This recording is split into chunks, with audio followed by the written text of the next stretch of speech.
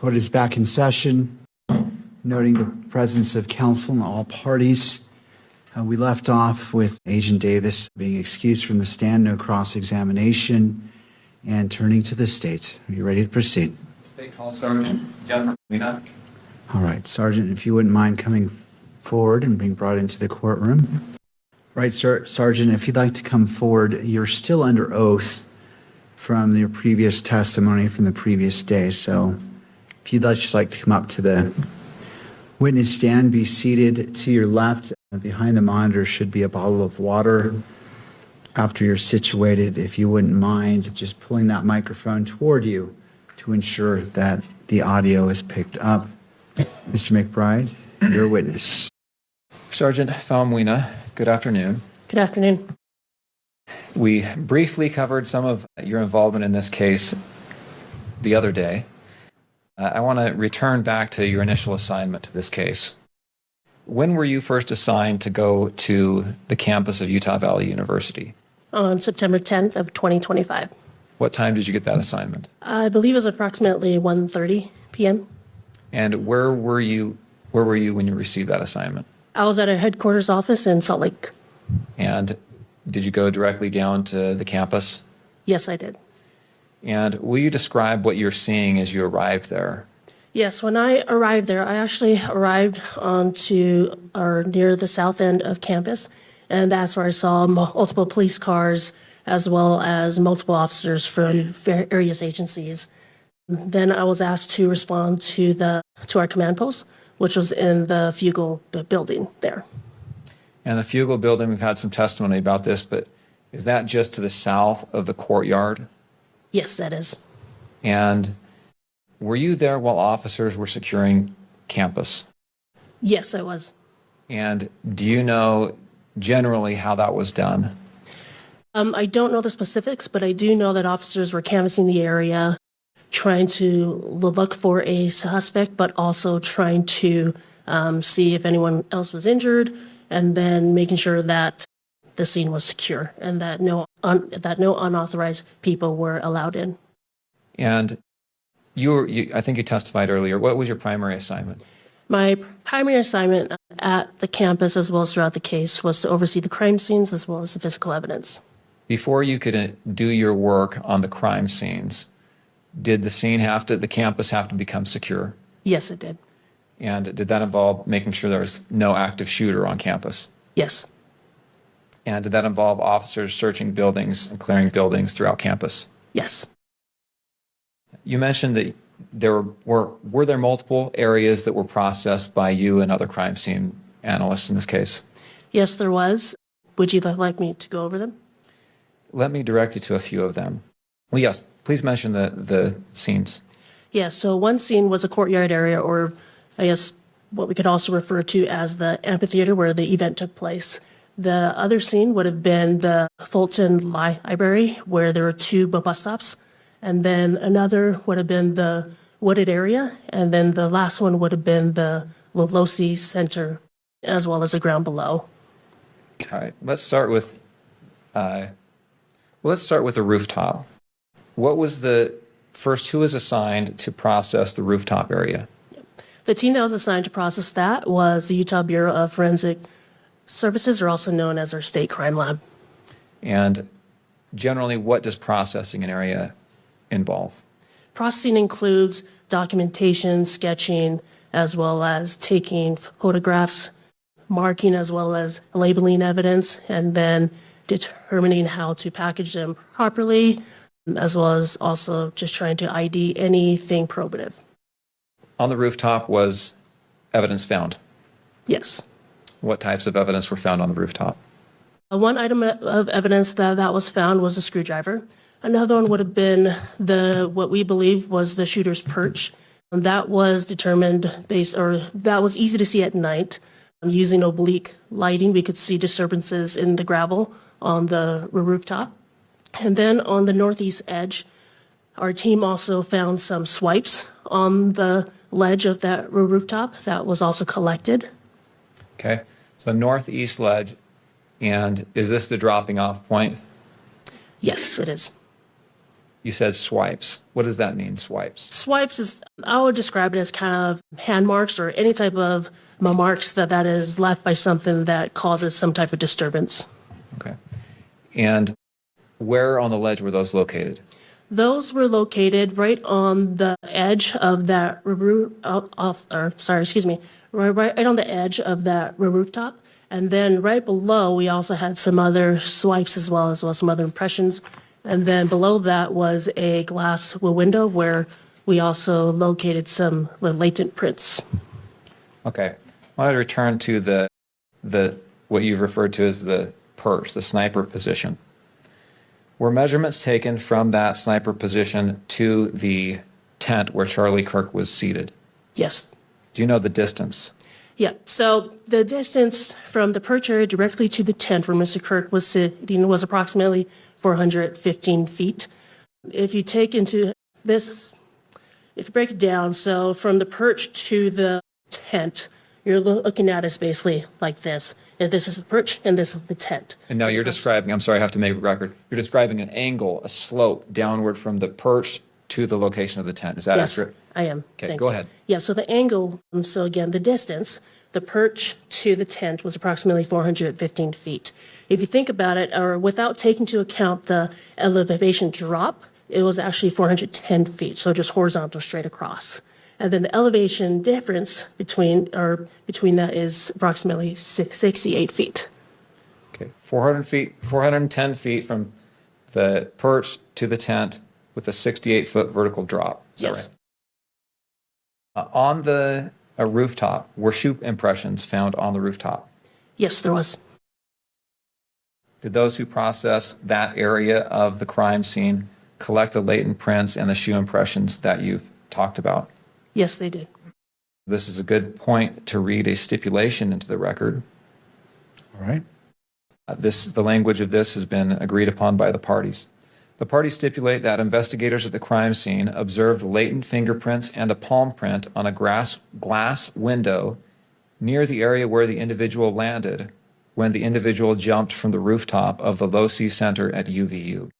SBI fingerprint examiner Elisa Farmer examined images of these latent fingerprints and the palm print and determined that only 3 of the latent prints, 11B, 11C, and 11D, were of comparable or of poor comparable value. She excluded Tyler Robinson as the source of any of these 3 latent prints. Ms. Farmer reviewed other prints on the window and found that they did not have adequate value for comparison. Subsequent examinations of these 3 latent or actual latent prints by the FBI were inconclusive. That area that was described in that stipulation, is that the area in the glass window that you're talking about? Yes, that is. That's on the northeast corner of the Losee Center. Yes. And that's the area where we see in a video an individual drop from the roof. Yes. I want to move on to another area, the courtyard. First, will you describe what that area of the crime scene looked like? Yeah, so when I arrived on scene, you have different steps. I believe there were maybe like five or six covered in grass. When I was there, there were personal belongings spread throughout. There was a tent towards the west end of that courtyard area, as well as some banners and some barriers as well. Was that area processed for evidence as well? Yes, it was. What was done to process that area? Photography, as well as just in the tent area to see if there's anything there. And who was assigned to process the courtyard area? The FBI. I want to take you to another area, a wooded area. Was there a wooded area that was processed as well? Yes, there was. Will you describe, first off, where that area is? Yes, so this area is located northeast of the Losee Center building, and it is across from Campus Drive. Your Honor, could we publish Exhibit 35, please? Yes.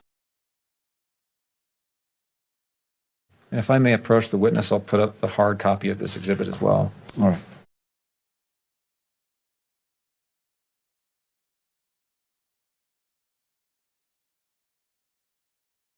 Oh, thank you. All right, on the screen in front of you, will you take a look at Exhibit 35? Yes. Do you recognize that? Yes, I do. Will you take a moment to orient yourself on that map and tell me when you've found the relevant points that help you understand what this map is of? Yes. Do you see the courtyard on that map? Yes, I do. Kimberly, can you zoom in to the courtyard area, kind of the center of the... There's a pointer on the screen. Is that the courtyard? Yes, that is. All right. Now, the Losee Center, will you describe... Well, let's jump to the wooded area. Where is the wooded area that you're talking about, seeing that was processed? Yep, the wooded area, if you go from the courtyard and you go northeast, you're going to come across this big parking lot. And then if you just go directly north to that. Okay. This is, at this point, it might be easiest for you to actually indicate on the physical map. If you don't mind just standing up, give you a hand to help. Yes, so the wooded area is approximately right here in this area. Okay. So just to make a record of the area, on the northern, I guess I'll say, and north is up on this map, is that right? Yes. Do you know where Campus Drive is? Yes, Campus Drive is this road that winds right along here. Okay. And so that's kind of the windy road that begins in the upper left-hand corner of the exhibit and winds down through the center of the map and kind of exits to the middle right side of the map. Is that right? Yes. And the wooded area, where is it in relation to the Campus Drive? It is north of Campus Drive. Okay, kind of in that, probably the center right of the map. Is that right? Yes, that's correct. Will you describe, first off, what is on the south side across the street from the wooded area? Yeah, so on the south side of the south side of the wooded area, we have the computer science building, which is to, I guess, east. And then we have a parking structure, and we have a walkway along here in between that connects the computer science building and the Losee Center building. And then right onto the southwest of the parking lot area is going to be the Losee Center building. Okay. Now, you referred to the area across the street from the wooded area as a parking structure. That's a parking lot, right? I'm sorry. And there is a parking structure on campus, correct? Yes, there is. But that's different than the parking lot you just mentioned. Yes. Okay. All right. Back to the wooded area. What was found? Was anything found in the wooded area of evidentiary value? You can sit down. Thank you. You can take that. May you repeat your question? Was anything of evidentiary value found in the wooded area? Yes, in the wooded area, a rifle that was wrapped in a dark colored towel was found there. And how did you learn about that? I found that out because just a little bit before 6 p.m. that day, I received a call from Utah County Sheriff's Office, who was tasked with searching that area. Do you know why they searched that area in the first place? Yeah, so they searched that area because I received a video that was from the UVU security footage. This was received by our command post on scene, and it showed who we believe was the shooter on the rooftop run from the southwest corner all the way to the northeast corner, jump down, and then continue to the northeast side of that campus and then cross the street to Campus Drive. And then the suspect was out of camera's view after that. Okay, so he ran basically toward and into that wooded area. Yes. Right. What were you told from the sheriff's office? I was told that they found a gun, and from there I asked them to hold the scene, and that myself and FBI ERT team, the lead, Special Agent Kamak, would be en route. Okay. FBI ERT, FBI Evidence Response Team, right? Yes. All right. Did you go to that area? Yes, I did. Did you observe the weapon? Yes. Will you describe what you saw? Yeah, what I saw was a rifle that was, or at the time before even having removed it, we found, or in the bushes, we found all you could really see was just a dark towel there. So pictures were taken of that, and then eventually the gun or the towel was removed. And then once we removed the towel from the bushes is when we uncovered that the towel was actually used to wrap the gun in. Have you reviewed State's Exhibits 10, 10.1, 10.2, and 10.3? Do you remember reviewing these? Yes. And are they accurate photographs of the weapon when it was recovered and shortly thereafter? Yes. I move the admission of State's Exhibits 10, 10.1, 10.2, and 10.3. Defense? No additional objections. All right, and as it relates to publication, if any? Yes, I would ask that these be published at all three levels. All right, any input, Mr. Burt? All right, I'll note the standing objections from defense. Those are overruled. And 10.10, 10, 10.1, 10.2, 10.3 are admitted into evidence and may be published both in the courtroom and through the use of the camera. If we can please publish number 10. Thank you. You have in front of you on the screen Plaintiff's Exhibit 10. Will you describe what we're looking at here? Yes, what we is actually the dark towel and the gun were found. You can kind of see the dark colored towel towards the right-hand side of the screen in the middle, right middle. Kimberly, can you zoom into that area, please? All right, is this a better view of the towel? Yes, it is. If we can go to Exhibit 10.1. Will you describe what we're looking at in Exhibit 10.1? Yes, this is a mid-range shot of, again, the towel that was used, or of the towel and within the bushes. All right. When this was found and you arrived on scene, what happened with that weapon? We moved it from the bushes, or say FBI Special Agent Kamak moved it from the bushes. We then placed it on a cardboard box, took pictures of it, and then we removed the towel, packaged the towel separately, took additional pictures of the gun, and then rendered it safe on scene. Okay, I'll ask you about that more in a minute, but let's go to number 10.2. Will you describe what we see here? Yeah, so what you see here now is the dark colored towel and the rifle that is in the towel, and it is in a cardboard box. Why is the towel still around the gun? We wanted to document as to how it was found. All right, let's go to 10.3. Is this the rifle? Yes, it is. You described making the rifle safe. Will you describe what that is? Yeah, so what that is that we ensure that there isn't anything in the chamber and that there's no other cartridges in the gun that would have it go off. So to do that, because it is a bolt action gun, we would have to take the bolt or the lever back and then from there see if anything was in the chamber and then, I'll say, carefully remove anything that was in the chamber and below it. All right, what is the difference between a bolt action and an auto ejecting gun? Yep. A bolt action is one where the user actually has to manipulate the bolt. So they would actually have to turn, or they would actually have to pull it back and forward to, whether it be to load it, lock it, as well as extract anything that's in it. Unlike a semi-auto gun, that is one, every single time you pull the trigger, a bullet will be fired, and then from there, a casing will be extracted out, as well as a new cartridge will then be automatically fed into the chamber.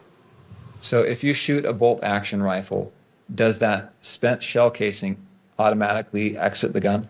No, it does not. It will stay in there until the person that is handling the gun actually removes the bolt or actually pulls the bolt back, and then the casing will be extracted out. Were you present when this weapon was made safe? Yes, I was. Will you describe what was found when that happened? Yep. So when we rendered the gun safe, we found in it, when we removed the bolt back, we found one 30-06 cartridge case, or say fired cartridge case, and we also found 3 unfired cartridges, all with engravings on them. Okay. I want to make sure we understand the language you're using.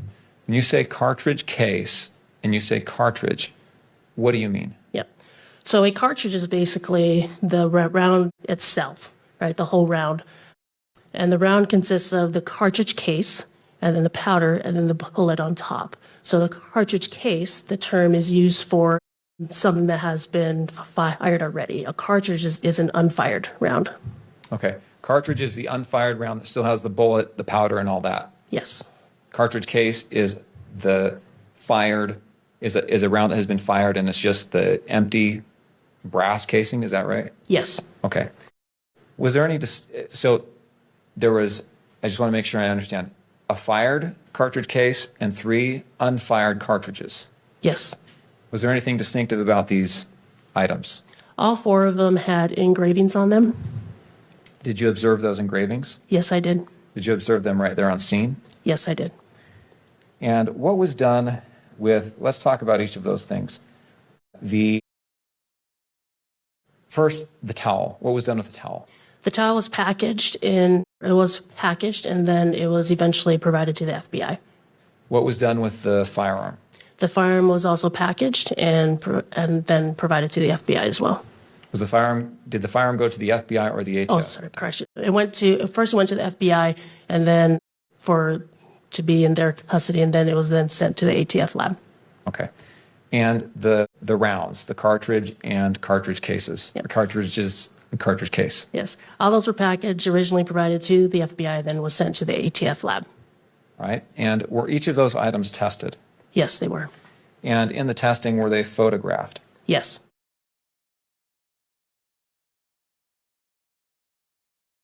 Have you reviewed the photo, and were they photographed by the ATF when they were tested? Yes, they were. Have you reviewed their photographs? Yes. And were you previously shown States Exhibits 19, 20, 21, and 22? Yes. And are those photographs that the ATF, or that you received back from the ATF, of those cartridges and the cartridge case? Yes. Did they have the same appearance and etchings that you saw when you observed them removed from the gun? Yes. And did those photographs accurately capture those etchings? Yes. I move to admit States Exhibits 19 through 22. Mr. Burt. All right, I'll note the standing objections. Those objections overruled, and 19, 20, 21, and 22 are admitted. And as to publication, Mr. McBride. Move to publish these exhibits at all three levels. All right, any further objection from, thank you. Again, I note the standing objections as are overruled. They may be published both in the courtroom and captured by the media camera. Let us start with Exhibit 19, please. What are we looking at here in Exhibit 19?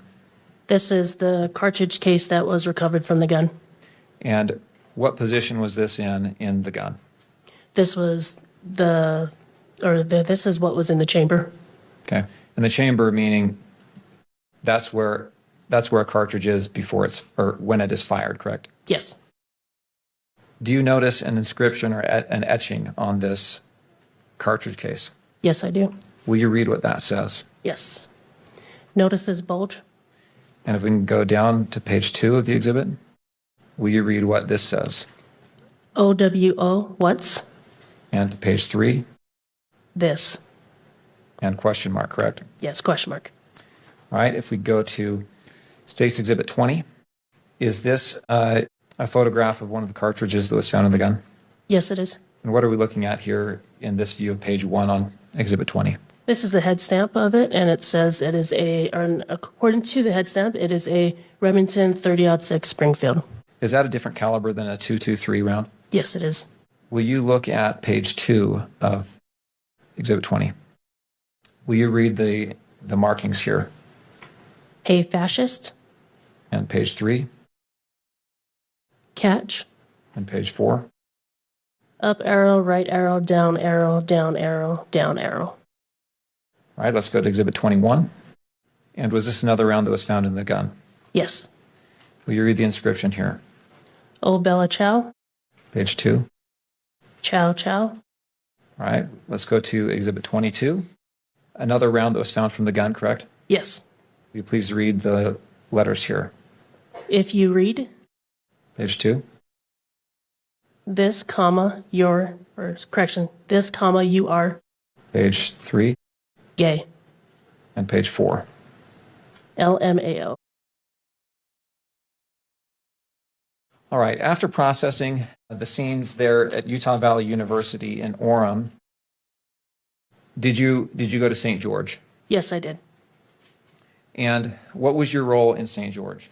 My role was overseeing the execution of the search warrants at both Mr. Robinson's residence as well as his parents' residence.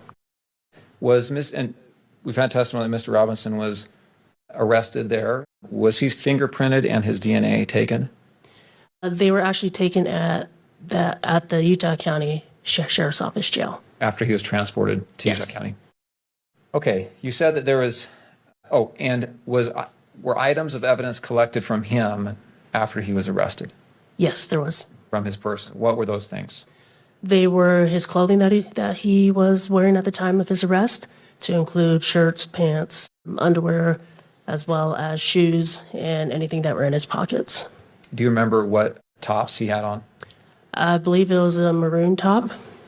And was there any other top layer that was collected that you recall? I don't recall. Okay.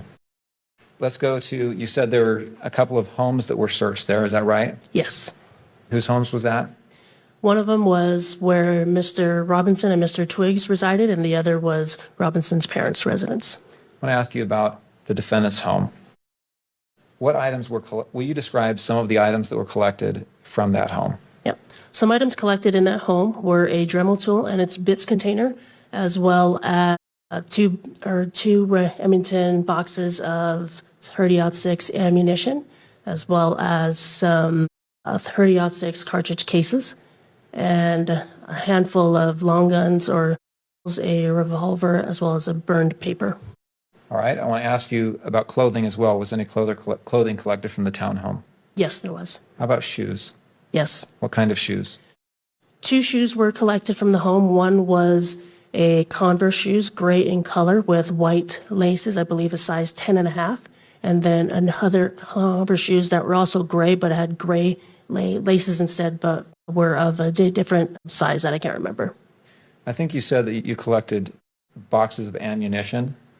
Do you remember what caliber that ammunition was? Yes, there are a handful, but the one that I recall was 30-06. And you also said you found some cartridge cases. Do you remember what caliber those cartridge cases were? Yes, those were also 30-06. If we can display just to the witness Exhibit 23. Do you recognize Plaintiff's Exhibit 23? Yes, I do. And is that an accurate photograph of the cartridge casings and some of the bullets you found? Yes. I would move the admission of Plaintiff's Exhibit 23. Mr. Burt? No further objections, Your Honor. I'll note the standing objections by defense. Overrule those objections and admit into evidence State's Exhibit 23 as to publication, Mr. McBride. I would move to publish at all 3 levels. All right. It is published to the courtroom as well as maybe broadcast via the camera. As that's coming up, where did you find these?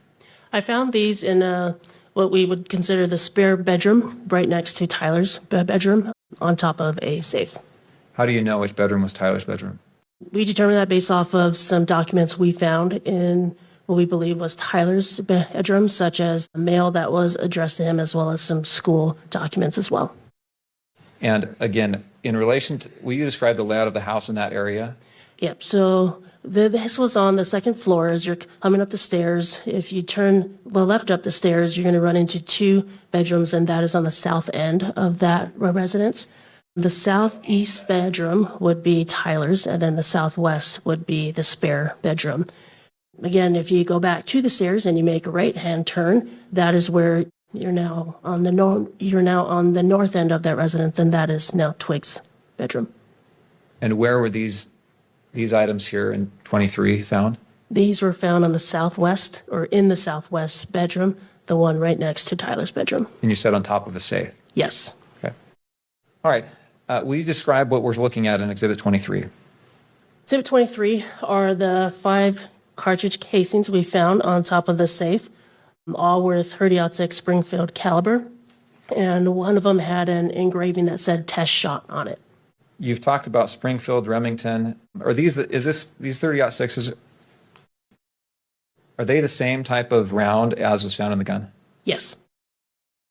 All right. Did you find any 30-06 weapons in that house? No, we did not. All right. Did you search the closet on the 1st floor? Yes, I did. What did you find in the closet? In the closet, we found on the ground some shooting targets with perforations in it, as well as on the shelf, we found a Dremel tool with bits container. A Dremel tool with bits. What is a Dremel tool? It's basically like a handheld device where you can make etchings or engravings on things. What are bits? Bits would be like a sharp edge or something that would actually cause the etchings that you would put into the tool. Is this kind of like a drill bit? Yes. And what did you do with the Dremel and the bits?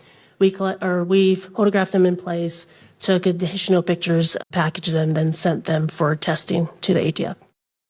All right. You also mentioned targets. Were those targets photographed? Yes, they were. I want to show you on your end. Have you reviewed Plaintiff's Exhibit 25 before? Yes. And is that an accurate photograph of those targets that you found? Yes. I move the admission of State's Exhibit 25. Mr. Burt? No further objections? All right, I note the standing objection, and those objections are overruled. Excuse me, sorry. Oh, well, did you want to, in regards to publication? Yes, I'm so used to admission before publishing. I would move to publish those at all three levels. Any further comment, Mr. Burt? No further objections. Again, all right, noting the any objections, those are overruled. State's Exhibit 25 is admitted into evidence and may be published in the courtroom as well as captured by the media camera. Will you describe what we're looking at here? Yes, so these were shooting targets we found in the closet, and each of them have have perforations in them. When you say perforations, what do you mean? Holes in them. Those holes consistent with? Foundation on this? Mr. McBride, do you want to weigh in upon that objection? No, I'll submit it. I'll lay foundation if the objection is sustained. I'll sustain the objection. All right. Holes. Have you ever shot a gun before? Yes, I have. When you hit a target, what happens to the target when it's hit with a bullet? A hit with a bullet, there's holes in there, what we call perforations, because there's a entrance as well as an exit. Looking at State's Exhibit 25, I'm going to ask the question that was objected to. You said there's perforations in those. Are those consistent with bullet holes? Yes. And I would ask you to describe where those perforations are there's three targets here, right? Yes. Let's look at the far right target first. Where are the perforations in relation to the bullseye? They're all probably within the 7, 6, and 8 ring. Is there a perforation up at the upper left-hand corner of that rightmost target? Yes, there is. Do any of those hit the bullseye? No. Okay, looking at the center target, will you describe where the perforations are in relation to the bullseye there? It is closer, but still not it. Most of them are to the left of the bullseye in rings, let's say 9 and 8. All right, and then the leftmost target, will you describe where the perforations are there? Yep. The perforations are actually closer to the bullseye as well, actually one being in it. All right, you described also collecting a burnt note. We can take down 25. Thank you. Will you describe where that note was found and what it looked like to you? Yeah. The burnt note was found in the trash can located in the kitchen. The way it looked like to me, it looked like, say you're at like a campfire and someone burns paper. What was done with that? That was also collected and that was sent to the FBI for analysis. Was it photographed? Yes, it was. And have you reviewed State's Exhibit 24?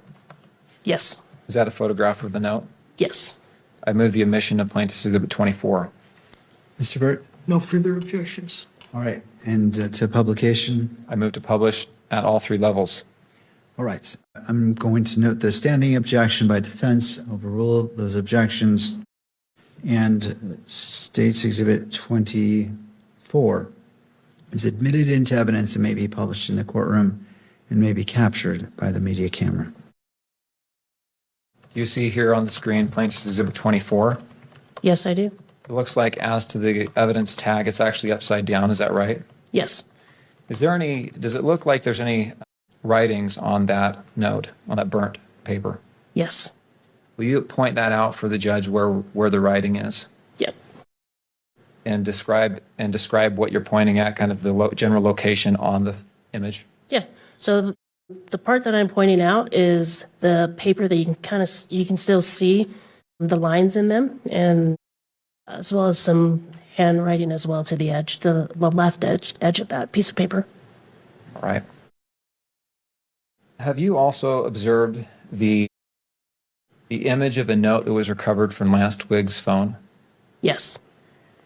And I'd like to show you side by side Exhibit 24. And there on the left, you see Then on the left, we see Exhibit 24. Do you see that? Yes, I do. And on the right, you see, on the right is 24. On the left, it's 16. Let me stop you, Mr. McBride. I'm not sure. Is this being broadcast? Let's take that down. All right. Exhibit 24. Thank you, Your Honor. Exhibit 16.3. I would move to publish Exhibit 16.3 and 24 side by side. I think they're currently on the council monitors. So 16.3 has already been admitted. And I don't remember the court's order if this was to be captured by electronic media or not. It was not. Okay. Is that does that comport with defense's memory as well? It does. All right. So 16.3 was published to the courtroom, but not to be captured by the media. So Very well. as it's, and what is your request? To comply with the court's order. All right. So 16.3 and Exhibit 24 may be published side by side only to the courtroom itself, but not on to be captured by the camera. Also acknowledging that the magistrate can weigh the evidence and is not weighing in on this evidence, solely admitting it. Well, it's already been admitted, but as it relates to the testimony, the court is going to overrule the objection and allow the testimony to be given. Again, whether the court accepts or doesn't accept that will be a determination made when determining probable cause. Thank you. Do you see any consistencies that you're able to? Did you also collect the defendant's car? Yes. Where did you collect that from? That was collected at the Robinsons' parents' home. And will you describe that vehicle? Yep, that vehicle is a gray-colored Dodge Challenger. You've mentioned that you sent several items to the ATF and the FBI for testing. And did you receive reports back from both of those entities with results of their testing? Yes, I did. I'd like to show you on the witness's screen only right now, or counsel's screens, Exhibit 30. All right, while you're doing that, Mr. McBride, and also, could we go ahead and take down State's Exhibit 35? I know it's just in the background, but just to be consistent on displaying of exhibits. All right, thank you. You may proceed. Plaintiff's Exhibit 30. Do you know what this is? Yes, this is the ATF report that I received regarding the DNA testing on the gun and cartridge casings. Or sorry, correction, cartridge case and cartridges. Thank you. Yes. Your Honor, I'd move the admission of Exhibit 30. No further objection, Charlie. All right, I note the standing objections, and as to publication, Mr. McBride. Yes, Your Honor. This exhibit deals with DNA testing on the rifle and the cartridges. We would move to have it published at all three levels. We have here a list of items that were sent in for testing and comparison. Is that right? Yes. And throughout the report refers to the items compared by the lab number. Is that right? Yes. So if we can scroll down just to the bottom of this first page, and here in the DNA analysis section, again, we see that the report or the author refers to the items by their exhibits numbers, right?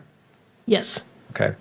And if we can go to page 2, and same question here. The exhibit number on the left, if we want to know what exhibit number that is, we have to refer back to page 1 for the description, right? Yes. Okay. And let's keep going to page 3. If we can just scroll through page 3, 4, and land on page 5. Actually, pause right there, if you will. This is page 4. There's a description section here as well. And that description talks about where the swabbing that's used to compare what was swabbed for the comparison. Is that right? Yes. Okay. Let's go to page 5. So as we look at this first paragraph here under statistical analysis, let's see if you have this notated or no. Exhibits 1.1 and 1.4. Do you know what that is referring to?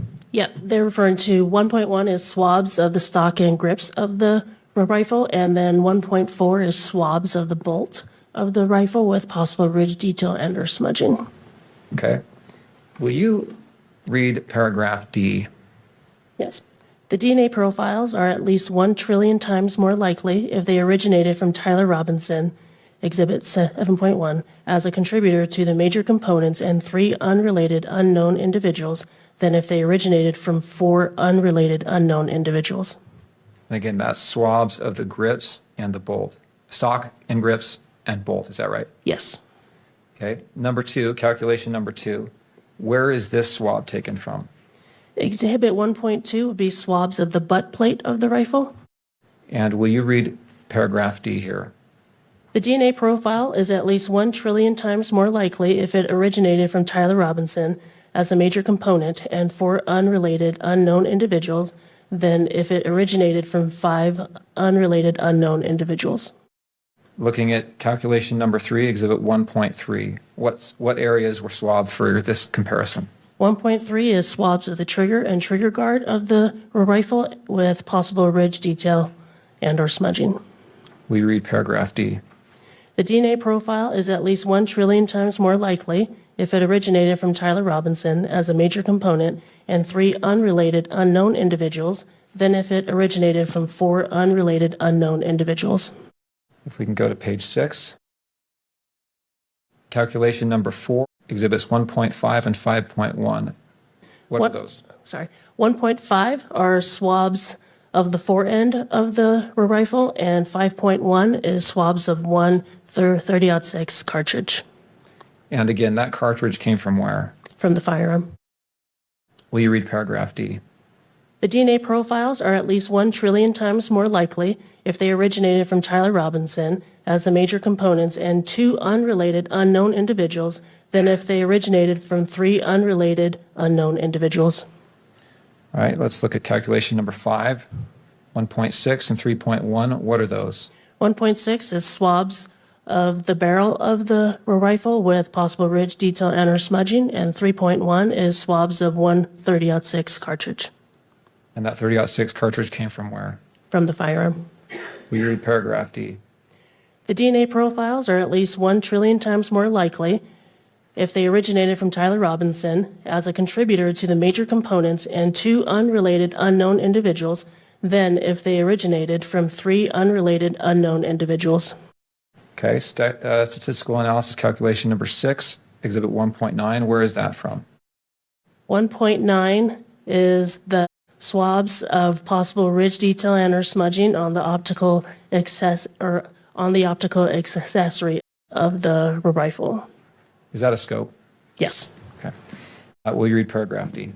The DNA profile is 6.28 billion times more likely if it originated from Tyler Robinson as a contributor to the major component and 3 unrelated unknown individuals than if it originated from 4 unrelated unknown individuals. Okay. On number 7, I'm not going to read that. I think we've gone through this enough. That's the last one in this report. Is that correct? Yes. All right. We can go to exhibit 32. 31 was previously received. And just display this on the screen of the witness, please.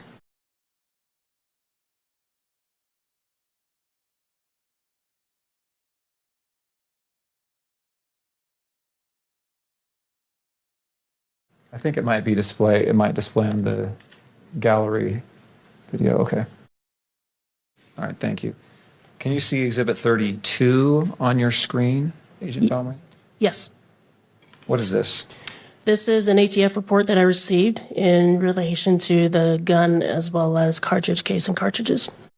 And is this report in the same condition as it was when you received it? Yes. I move the admission of State's Exhibit 32. So question for you, was this the report that was previously disclosed in one of the early motions? Yes. All right. All right. To Mr. Burtz. No further objections, Your Honor. All right.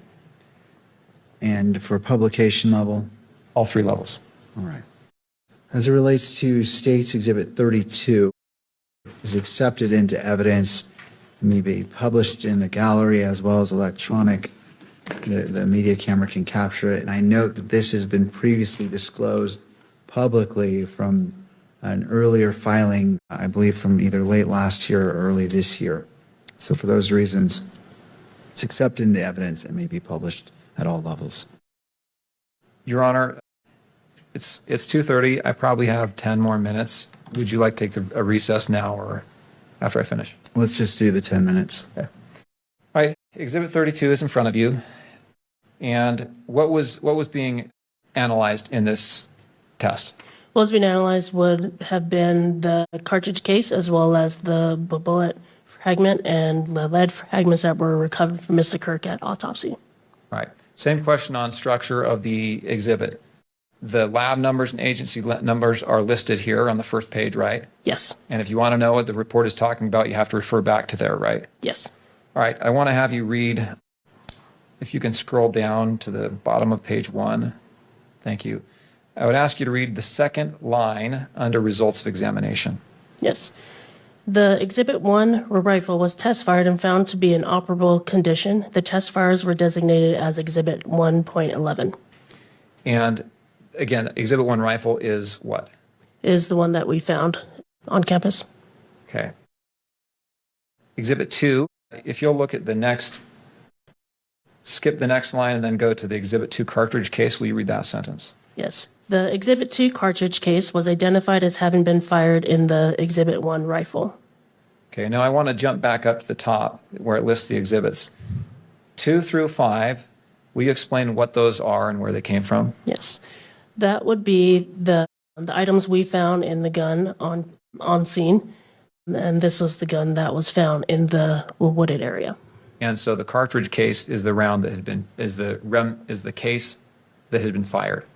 Yes. Okay, so that's number 2. All right.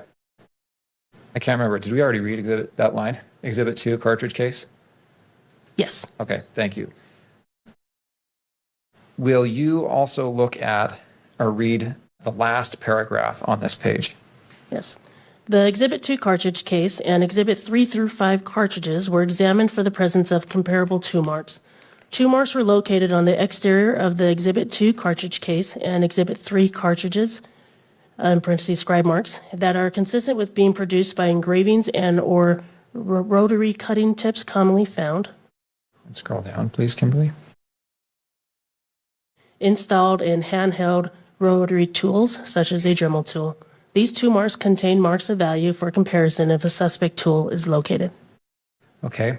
I'd ask to scroll back up to show the exhibit list.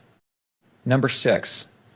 What is Exhibit 6? Exhibit 6 is the bullet fragment, the bullet jacket fragment, as well as some other fragments that were recovered from Mr. Kirk at the time of autopsy.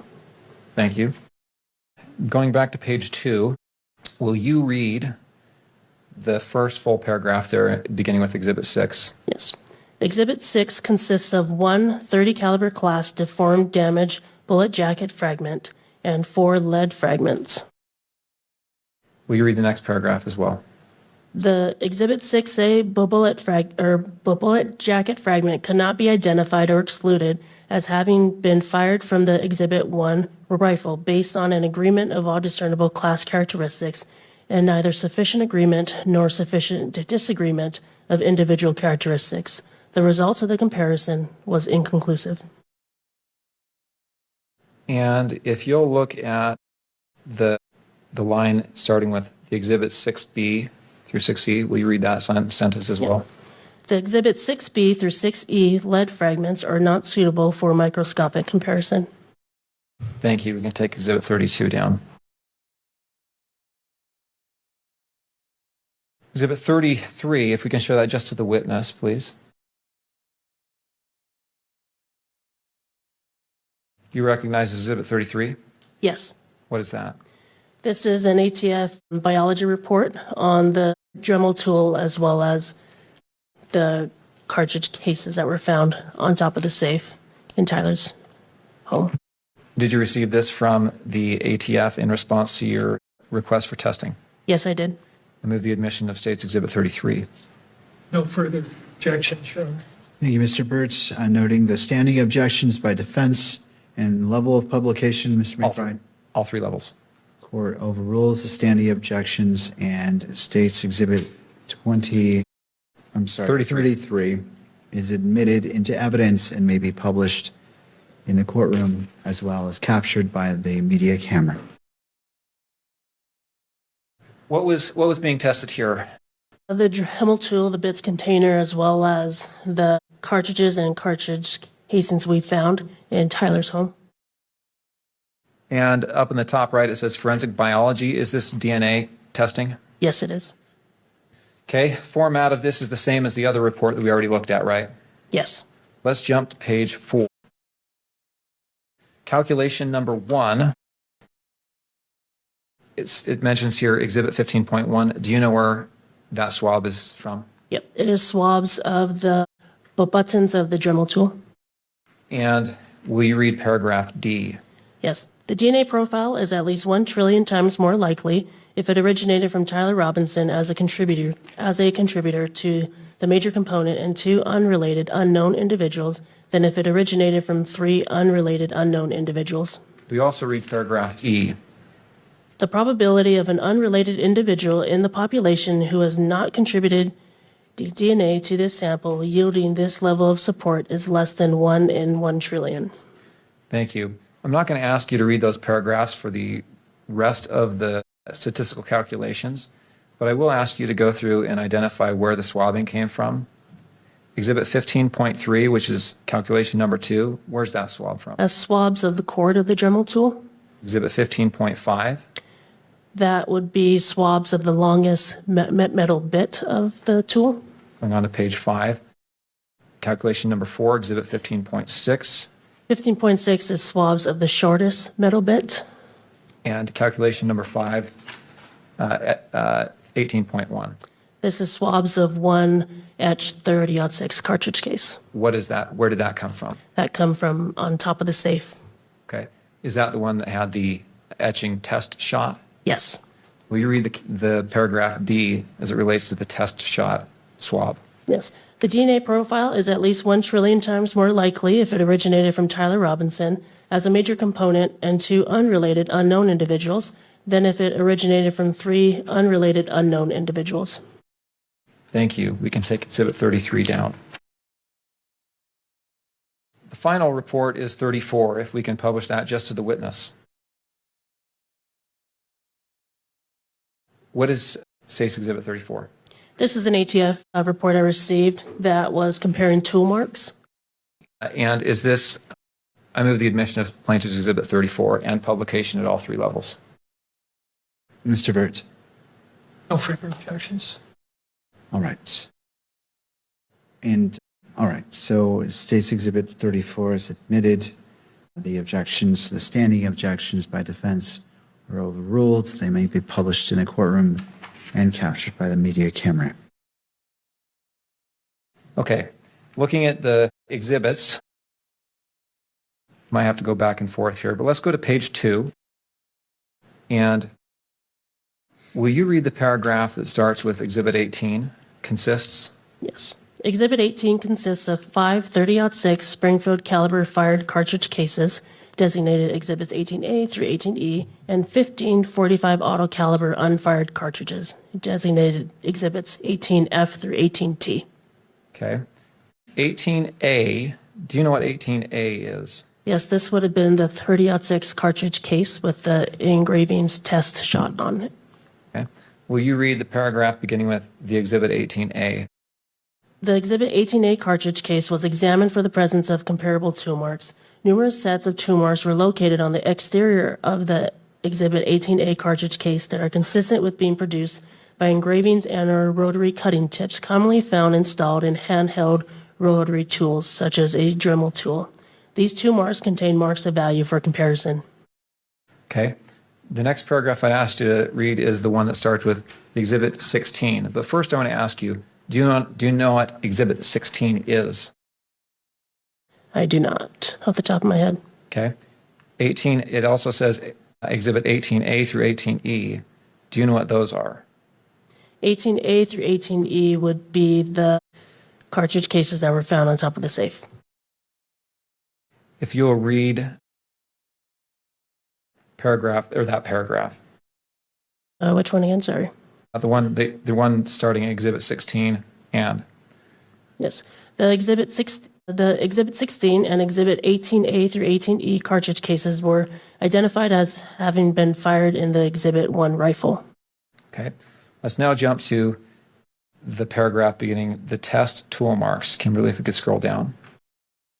Will you please, well, first off, 15A and 15B, do you know what those are?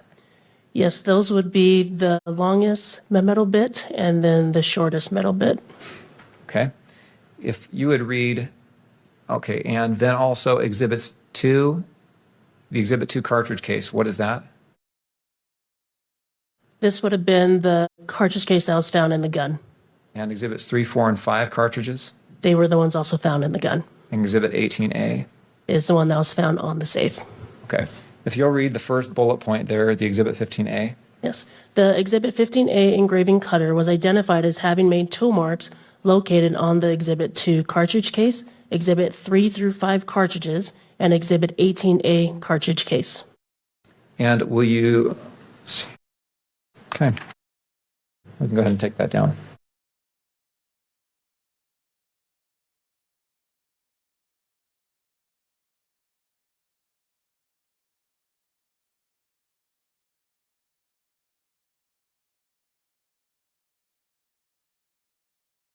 Your Honor, I want to, before I ask to enter my final line of questioning, I would like to show the witness Exhibit 12.1, and this is the video, the UVU surveillance video.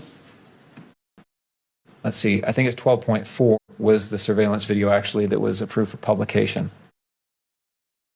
That's correct. That's the unmarked, non-zoomed version, correct? Is that correct? Yes. Yes, that's the one that, yes. And just for now, let's do this on the witness's screen. 12.4, and I'll ask you to jump to the 804 mark.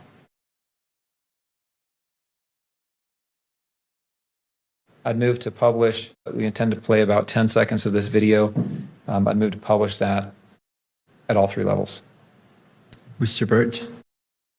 I'm not sure what the relevance is at this point, so it's hard to object or not.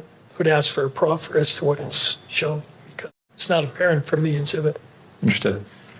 Proffer is, there's been testimony about prints being found on the glass window of this building. This exhibit demonstrates the suspect's behavior in that area. All right. Anything further? With that, I don't have any further objections. All right. So it may be published. This is already admitted, and it may be published at all levels. Before you pause, before you hit play here, Sergeant Faumuina, do you see what's on the screen in front of you? Yes, I do. Can you see the suspect in this image? Yes. Will you describe where that suspect is? He's on the rooftop, let's say on the gravel part, and this would have been close to the northeast side of that building. Timestamp is 12:23:47 p.m. Is that right? Yes. And that portion of the image that we see there, the video, is the top portion of the image slightly to the left of center. Is that right? Yes. Okay, we're at 8:01. Kimberly, will you please hit play there?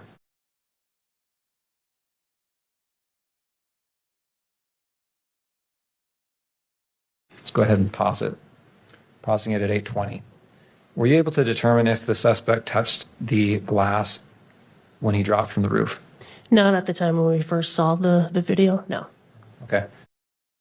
Were you later able to make any determination on that? Yes, because the video we had was pretty grainy at the time at the command post, and it wasn't until we're actually able to get the footage directly from UVU. And when you actually got that footage, could you zoom in and get a better picture? Yes. And were you able to determine at that time whether the suspect touched the window? Yes. What was your determination? I would determine that he was not, or he did not touch it. Thank you. Nothing else. All right. Let's go to a break. To defense, I realize that you began talking about your concerns. You have a witness that needs to leave today. 10, 15 minutes, what's your request? I want to maximize your ability to have time with your witnesses as well as cross if you choose to. Just 10 minutes would be fine. All right, let's break for 10 minutes and then come back and cross-examination. Court is back in session. Noting the presence of all parties, we just ended with a direct examination of the sergeant. Turning to defense, Mr. Burt. Thank you. Good afternoon. Good afternoon. Your role in the case was kind of as the traffic manager of the whole operation, right? That's a good way to put it, yeah. And we're talking about multiple agencies besides the SBI, correct? Yes. Your agency, if I'm correct, wrote a massive report, 229 pages long. Yes. You've read that. You're familiar with it. With most of them, yes. Okay. And it's a compilation, right? You authored some reports, but a lot of other people wrote reports about aspects of the investigation. Yes. And as those reports were getting done, you would kind of read them and decide what needed to get done further? Yes. Was that one of the roles that you performed in this case? Yeah, yes, as well as consulting with the case agents. Okay. Now, if my count is correct, 9 of those reports in that larger body of reports was written by you, correct? Yes. Did I miss any? Sound about right? Yeah. Okay. I want to ask you about a couple of those reports. The first report was a report that you wrote on September 22nd that documented the overview of the crime scenes, correct? Yes. And there were various crime scenes that you described on direct examination, correct? Yes. One of them was the Fulton Library. Yes. Tell us why that was a potential crime scene. Yeah, of course. And when officers were canvassing the scene, they were also trying to see, right, the route of the shooter as well as just trying to find the shooter. And they determined that the Fulton Library stood out because there were unattended items there at the bus stops that were away from the courtyard area. And so to them, they thought it was suspicious. And were certain items seized from, and what were they? Yes, you had a backpack, a jacket, as well as some gloves. And there may have been some other things. I just don't recall them right now. And do you recall what the item numbers were of those seizures? Was it 9? Does that ring a bell? I don't remember. Whatever was seized was sent to the FBI lab for processing, Yes. and along with some information that the suspect may have shed some of these items as he fled, correct? Yes. Was a decision at some time made, and you were requesting that both DNA and other type of analysis get done? Yes. At some point, did you decide to pull a plug on that? At the time when it was already sent, we didn't have more information as far as whether or not the evidence that were collected there were probative. But eventually you communicated to the lab that those items were not in fact connected with the case and there was no need to do further testing. I don't remember communicating that. Okay. If that's in the notes of the FBI or the ATF, would that be inconsistent with what you know? No. Okay. I mention it because some of the reports, the lab reports, have those items listed. Okay. I just want to be clear that those items eventually you determined were not related to this case. Would that be fair? Yeah, that would be fair. Okay. The second report, at least as far as I can see, that you wrote was on September 24th, and it had to do with looks like a request for a search of firearms. Do you recall that? Could you elaborate for me on the firearms? This document documents the NIBIN request for firearms. Yes, so that was the request to conduct. What that stands for, the NIBIN, is the National Integrated Ballistics Information Network. It is run by the ATF, and that is where we test or we input test fires or cartridge casings, the head stamps and whatnot, into a machine that is then run through the ATF to see if there's any other cartridge casings that match. And nothing of value came from that part of your investigation, correct? Correct. Now, going back for a minute to the crime scenes, you talked about the wooded area and you used the phrase, "we seized the towel." Who is we? Who are you referring to when you say we seized the towel? We would be SBI as well as FBI. So that would be myself as well as FBI Evidence Response Team Lead Michelle Kamak, or Special Agent Michelle Kamak. So you both reached into the bushes and you both grabbed it and pulled it out? She did, but I was there with her and we were communicating that entire time. Okay, so when you say we seized the towel, what you really mean is she seized the towel and you observed her seize it. Yes. And when she seized the towel, can you describe a little bit more detail of how that process took place? As far as when it was found or when she removed it? Yeah, the photographs you showed us, were those the best photos you've got of that process? That was taken by the FBI, so that's all we got. That's all you got. And nobody was videoing the discovery and recovery of that evidence? I believe one of the officers on scene actually had his body camera on. And have you seen that? I have not. Do you know if there's any documentation of the exact process by which that towel got removed from the rifle and then, I guess, put back on the rifle, right? No, it was not. It was not put back on? No. Didn't one of the photos show the rifle in the box with a towel over it? Yes. It wasn't over it. It was still wrapped around the gun. Okay, but as I understood your testimony, the towel was seized by the FBI agent, and then somebody must have reached in and got the gun out, right? No, I'll clarify for you. So Sure. the entire time when we retrieved it, the gun was wrapped in the towel. So when Special Agent Kamak reached in, she grabbed not only the towel, but also the gun. And it remained, and the towel and the gun remained basically intact, lack of a better word, and then was placed onto the cardboard box, which is one of the photos that was shown earlier. Once we documented that, and then the towel was removed from the gun. You also mentioned as to the other crime scenes that we processed it, but was your role in terms of your actual participation limited to the wooded area? Or were you involved in actually seizing evidence at the other locations, like the roof? Yep, I was involved in coordinating all that and then determining from there where the evidence would go. Involved in, is that the same thing as actually being on the roof and seizing the items? Or are we talking about something else? Talking about something else. And what is that something else? So after the teams would have packaged all the items, sealed them properly, create an evidence log, they would then bring it back to the command post, and from there we would compile everything, and then there was a discussion that was had as to who would take custody. Fair to say that you did not observe yourself the seizure of the screwdriver from the roof? Correct. And who were the people who were actually conducting that part of the crime scene process? That would have been our state crime lab,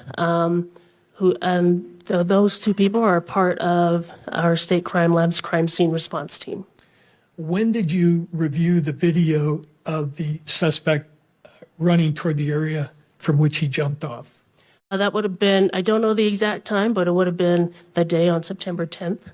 You saw that on September 10th. Yes. And when were the windows processed for the latent fingerprints? The windows were processed on September 11th, the next day. And was the reason that those latent lifts were taken was because you wanted to rule out whether the suspect had touched that window? Yes. That's what the notes say, right? Yes. You were not present when that scene was processed either, correct? Not the entire time, no. Okay. Now, the other reports that I have that you did, and correct me if I'm wrong, is one report dated September 24th, documenting the forensic analysis as of September 24th, summarizing what you were hearing back from the ATF and the FBI. Yes. Okay. And then the fifth report was, again, about the crime scene progress of the forensic testing, right? Yes. Right. And then you have a report here which documents a firearm trace and a firearm seized at River Street. Yes. Nothing of value came of that, correct? Correct. You have a report that has to do with the latent print report from your people, SBI. Yes, it's not SBI, it's actually the state crime lab, but yes, same department. Same department. Just detailing the results of that examination, which the stipulation addressed, Yes. right? You have a report documenting the transfer of evidence from the FBI to your department. Yes. And then the last one that I have that you personally wrote has to do with, again, summarizing forensic reports. Yes. Okay. The larger 229-page report indicates that there was some investigation done by your agency that involved interviewing associates of Mr. Robinson to see if you could develop some profile of him having animosity toward Mr. Kirk, correct? I'm not familiar with that. So you weren't involved in that at all? No. Some of the documents in that large report indicates that your agency has also, up to the present time, been monitoring Mr. Robinson's mail and communications at the jail, correct? Correct? And have you kept abreast of that investigation? No. Do you know whether anything of value has been developed as a result of that? No. That's all I have. Thank you. Thank you, Mr. Burt. Redirect. All right. May this witness be excused. Sergeant, thank you. Thank you. Turning to the state. I just want to confirm with the clerk. Yeah, let's make sure. Thank you, Mr. Gernander. Appreciate creating a good record. Judge, if I could just confirm with the court that all of the exhibits we have offered have been admitted into evidence. All right, so here's what I have, and my court clerk will certainly correct me if I'm wrong. I have State's Exhibit 1, 2, 3, 3.1, 3.2, 4, 5, 5.16, 6.17, 7.18, 8.19, 10, 10.1, 10.2, 10.3, 11, 12.1, 12.2, 12.3, and I believe 12.4, 13, 14, 15, 16, 16.1, 16.2, 16.3, 16.4. The 17 and 18 are blank, so no. That is 19 correct. All right. We're not offering 17 and 18. All right. 19, 20, 21, 22, 23, 24, 25. The following are blank: 26, 27, 28, 29. That's accurate. We're not offering on those numbers. I have 30, 31, 32, 33, 34, and 35, which have been admitted into evidence. That is all that I have record of. All right. Can I- Does that comport? Yes. I mean, we certainly can. Yes. Would you like to put on the record what were published and what were not published? No, that's okay, Judge. Okay, we're good. And then, all right. Can I have just a moment? Yes.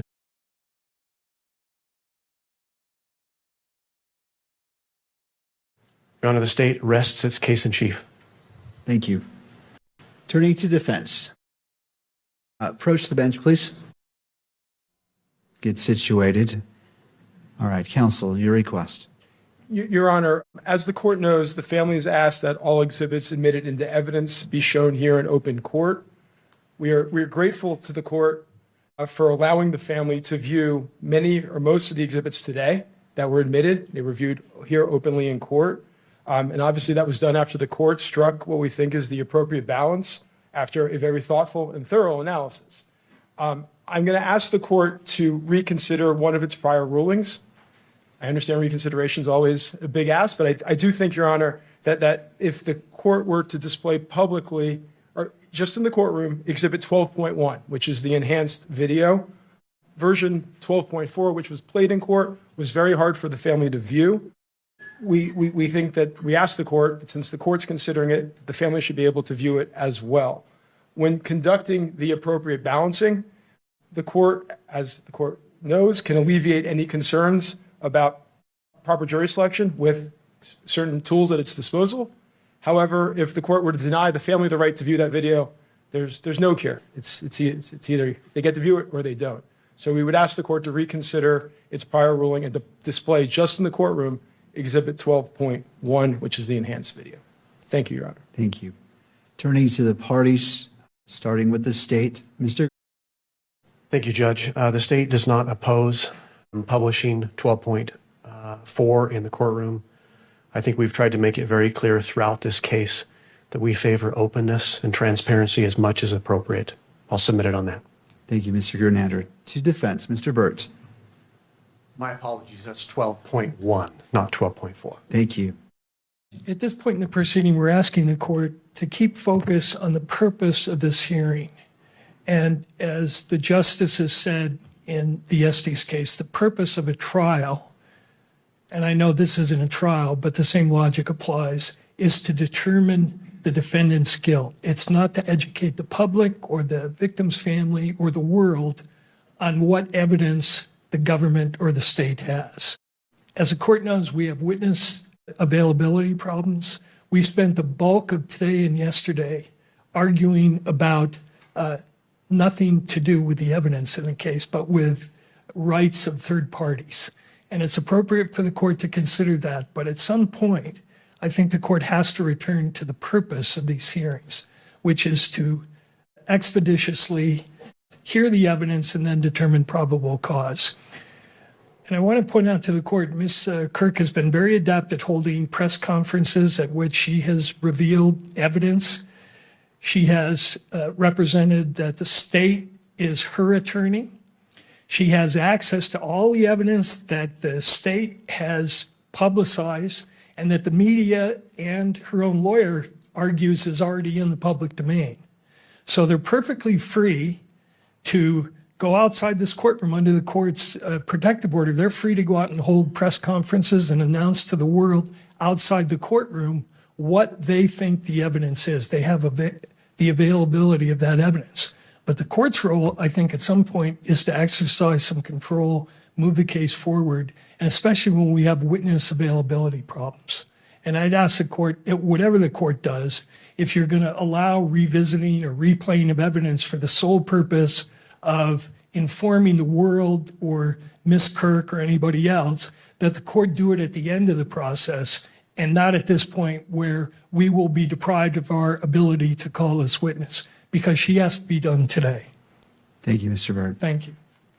Briefly, and I say that because time is of the essence, not because I don't want to hear what you have to say. I understand, but there was a lot that was just said that's just not true. Well, so let me put this in a spot where we need to be. And I understand that there's opinions, but I have to keep this to the probable cause. I don't want this to go to a back and forth about issues that lie outside of probable cause. And I realize statements are made, and as the victim's representative attorney, you want to address it. So I will hear you, but we need to be brief. So if you can be succinct, I definitely want to hear what you have to say. Your Honor, I am almost always brief, I promise you. The family's not seen this video. It hasn't. It doesn't have access to the evidence the state has. The state is the state, and Mrs. Kirk and the family have their representatives. There's a completely distortion of reality that was just put forth. And this isn't about educating anybody about anything. This is about allowing the family to see the evidence that's been gathered after a 10-month investigation in which a father, a husband was assassinated. That's what this is about. So we ask you to please allow the family to view the video like the court has viewed in order to allow the family to process this moment. Thank you. Thank you. Anything further before the court issues its ruling and we go from there? All right. Defense? All right. All right. So I recognize that the Utah Constitution under Article 1, Section 28 recognizes victims' rights, and the court respects those rights and, as has been previously stated, balances those rights with the constitutional rights of all parties. I will reserve my ruling on that and maybe revisited tomorrow. But because we have an issue of expiring time and one witness that needs to leave today, I need to turn to that. I'm not ruling that cannot happen, but for today, we need to focus on this to getting this defense witness on the stand and off the stand. And so please, if I do not remember, the parties can remind me and we can revisit this tomorrow. So again, I'm not saying yes, I'm not saying no. I'm simply saying we need to get to this witness, and I'm happy to readdress this tomorrow. Okay? All right. Mr. Burt. All right. Samantha Carner is being requested. If you can go ahead and retrieve, bring her into the courtroom. Yes, doing that. Somebody grabbing her. Yes. Okay, thank you, Mr. Burt. I just couldn't tell and wanted to make sure.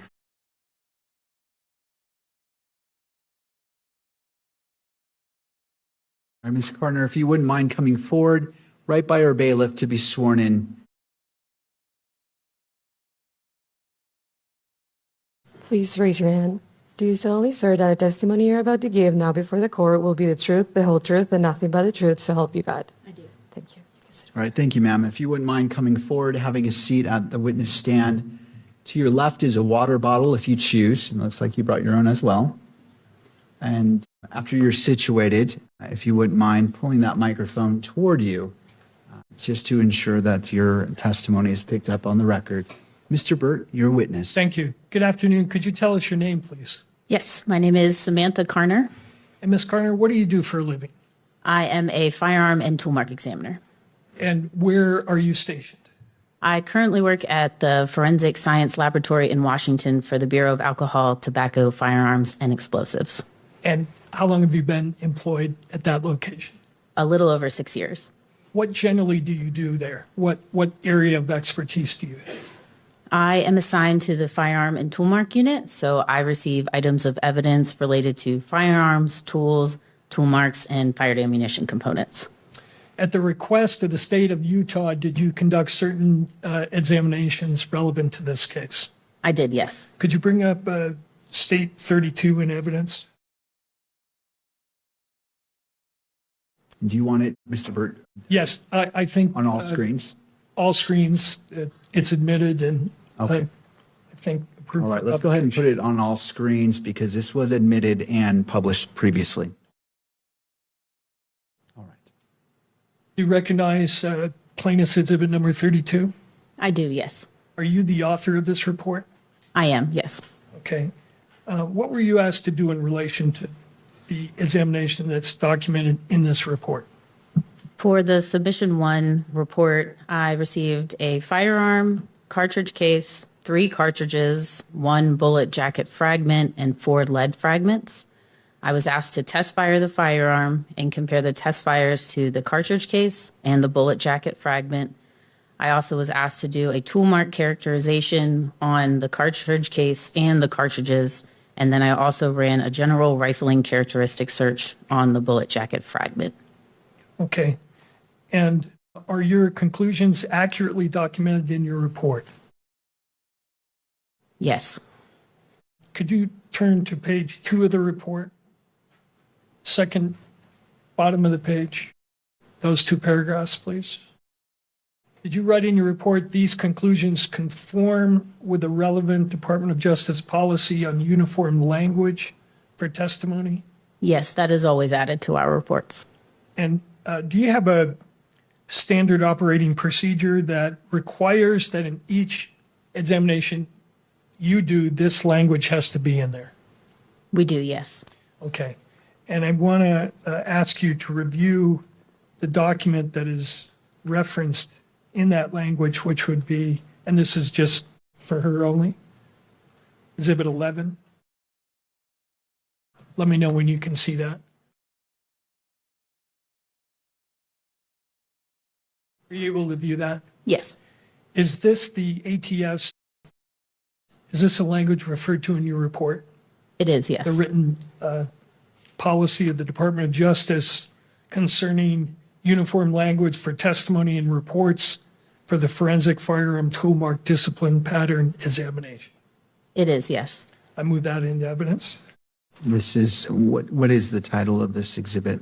Your Honor, this would be Carner 11, All right, and what level of publication are you requesting, Mr. Burt? both public and admittance into evidence. To this date? No objection. All right, Carner 11 is admitted into evidence and may be published on screens and captured by the camera. Thank you. And you can publish that. Can you tell us what the purpose and scope of this document is? Yes, this is the DOJ Department of Justice's uniform language for testimony and report, and it standardizes the appropriate language an examiner will use during reporting and their testimony. And DOJ published this to standardize the wording that examiners would use across their forensic laboratories. And was this published in part because of some criticism that the prior testimony, not by you, but by other people, may have gone beyond the bounds of science? I don't know why DOJ published it. It was before my time. Do you know how long this has been the policy of the Department of Justice? I do not off the top of my head, no. Are the reports that you issued in relation to this case in conformity with this policy? They are, yes. Okay. Now, could you go to page 3 of that report, where it says qualifications and limitation of firearm toolmark discipline examination? You're familiar with that part of the policy, correct? I am, yes. And the portion of the policy that says a conclusion provided during testimony or in a report is ultimately an examiner's decision and is not based on a statistically derived or verified measurement or comparison to all other firearms or tool marks. Therefore, an examiner shall not, and then it lists several propositions. You're familiar with that language? I am, yes. And it says that an examiner shall not assert that a source identification or a source exclusion conclusion is based on uniqueness of an item of evidence. Your report is not meant to imply something contrary to what's stated here, is it? No, it's not meant to contract. You're not asserting that a source identification is based on the uniqueness of an item of evidence. No, I am not. And the reason you're not doing that is because you haven't examined all possible items of evidence that could be relevant to your comparisons, correct? I have not looked at every firearm that's been manufactured in the world, nor have I looked at every tool that's been manufactured in the world. That's correct. Okay. The second portion of that says an examiner shall not use the term individualize or individualization when describing a source conclusion. Did you abide by that policy in this case? I did, yes. And you're not expressing an opinion here that the comparisons that you made are individualized to a particular weapon or a particular cartridge case, correct? My conclusion for one of the exhibits identifies the cartridge case as being fired in the firearm, but that's all it says, yes. Right, but you're not asserting that that's an individualized identification in the sense that's being used in this policy, are you? No, I am not. Okay, and then the third part of that says that an examiner shall not assert that two tool marks originated from the same source to the exclusion of all other sources. You're not expressing that opinion either, are you? I am not, no. It says an examiner shall not assert that examinations conducted in the forensic firearms toolmark discipline are infallible. You're not asserting that. I am not, no. You're not asserting that. It says the examiner shall not assert that there is a zero error rate. You're not Correct. making that assertion. No. Okay. It says an examiner shall not provide a conclusion that includes a statistic or numerical degree of probability except when based on relevant and appropriate data. You didn't conduct such an analysis here, correct? I did not, no. Okay. And it says an examiner shall not cite the number of examinations conducted in the forensic firearm toolmark discipline performed in his or her career as a direct measure for the accuracy of a conclusion provided. You didn't do that and you're not doing that here, correct? Correct. And then it says an examiner shall not assert that two tool marks originated from the same source with absolute or 100% certainty, or use the expressions reasonable degree of scientific certainty, reasonable scientific certainty, or similar assertions of reasonable certainty in either reports or testimony, unless required to do so by a judge. You're not making any such assertions in this case, are you? I am not. Okay. All right, thank you. You can take that down. Now, when you conducted your analysis in this case, and in all cases, do you typically generate a case file that includes proper documentation of your examination? I do, yes. And did you do that in this case? I did. Could you display to her alone, please, Exhibit 6, Carner 6? Yes. Do you see what's displayed there? I do, yes. It's a 47-page. Is this your case file? It is, yes. Did you rely on the documents and photographs that are documented here in writing the report that the state introduced into evidence here? How so? Before you wrote your report, did you photograph items that you were looking at, take other notes, and then use that work product to form the opinions you reached that are documented in the report? The notes are mostly used for initial documentation and evaluation, and then, yes, supplement to the conclusions that I make. It's all a representative image of what my conclusions are going to be. So part of it is going into the conclusion statement and then just showing proof of those conclusions. Right. And your standard operating procedure requires that you document in your case file the basis for your opinions, correct? Yes. I'd move Carner 6 into evidence. To the state. Is this the 47-page document? Yes. Yeah, I object. I don't see the relevance to the court's probable cause determination to review a 46-page report that includes notes. Would you like to respond, Mr. Burke? Yes, Your Honor. This is the basis and documentation of the conclusions reached in the expert's brief report, which expresses her ultimate conclusion, but does not contain any of the reasoning for that conclusion. So it's important for the court, I think, to understand why and how she reached the conclusions that she did. All right. Anything further? No? Yes, just that without testimony about what the meaning of the notes is and so forth, it is more confusing than it is probative. So under a 403 analysis, I don't think it's admissible nor helpful to the court. All right. Mr. Burke? I intend to focus on particular photographs which document what she received in evidence and the comparisons that she did, which are also documented in this file in the way of comparison photographs. All right. As it relates to the objection is overruled. I find that this is relevant as it relates to State's Exhibit 30, which was admitted, as well as State's Exhibit 32, which is admitted, and the state is able to do cross-examination on this witness as it relates to this report. And so it is admitted and may be published on all levels in the courtroom and through the media. Thank you. Ms. Carner, one of the items you were asked to look at was, as described in your report, 1 bullet jacket fragment and 4 lead fragments, correct? Yes. Were you informed at some point that there was a discrepancy between what you were examining and what had been documented by the medical examiner in terms of the number of bullet fragments? I was, yes. Were you asked to see if maybe the ATF had lost certain portions of the evidence? No, I was not. Right. Do you think, and was it your understanding that there were originally 7 bullet fragments, but you ended up with 4? I was alerted that there was potentially 7 fragments from the medical examiner in a photo just a few months ago. Okay. You're clear, though, that when you got the evidence, it was in a sealed condition, correct? It was, yes. And when you opened, what was it, an envelope? A small individual manila envelope, yes. And did you take the contents of the envelope containing the bullet and take photographs of it? I did, yes. Okay. Could you display page 41 of 47, that exhibit? I'm sorry, page 14.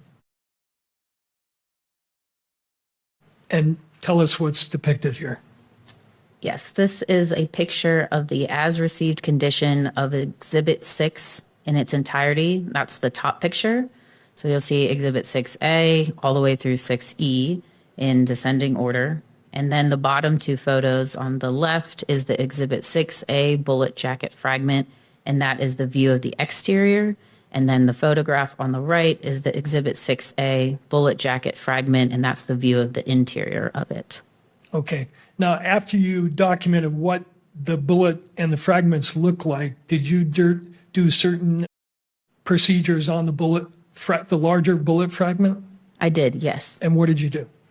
I cleaned the bullet jacket fragment, and I also peeled the petals back.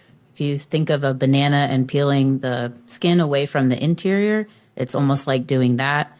As you can see from the photo, the petals have been crumpled in on themselves. So in order for me to see the land and groove impressions, which holds those individual characteristics needed for a comparison, I have to do some maneuvering of those petals. And how do you do that? Do you use an instrument to peel back the portions that you want to look at?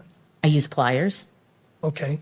And after you did that procedure, did you then photograph the larger bullet fragment itself?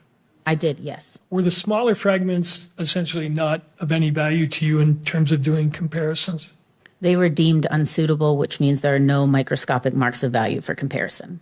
Okay, but the larger fragment, after you did the process you just explained, you then photographed it again, correct? That is correct, yes. Could you display the next page of this exhibit, please? Tell us what we see here. This is 2 pictures of that 6A bullet jacket fragment after the examination preparation. So the top photo is going to be the interior of 6A, and then the bottom photo is the exterior of 6A. Now, after you took these photographs, did you proceed to do something to determine whether you had either class, individual, or subclass characteristics?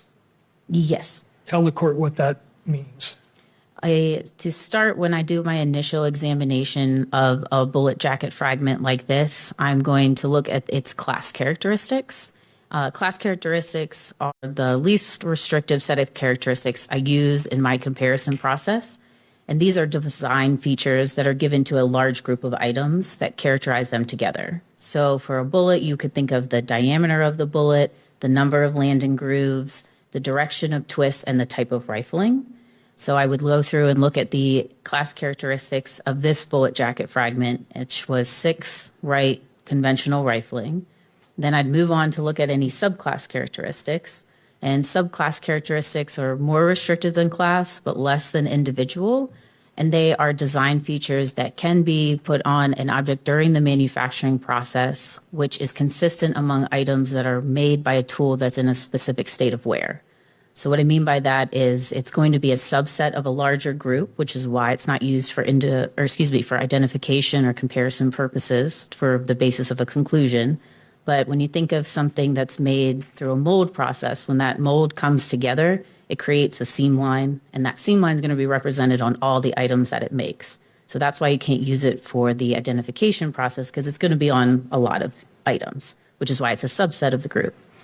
Then I move on and looking at the individual characteristics. And these are imperfections and irregularities that arise from the manufacturing process.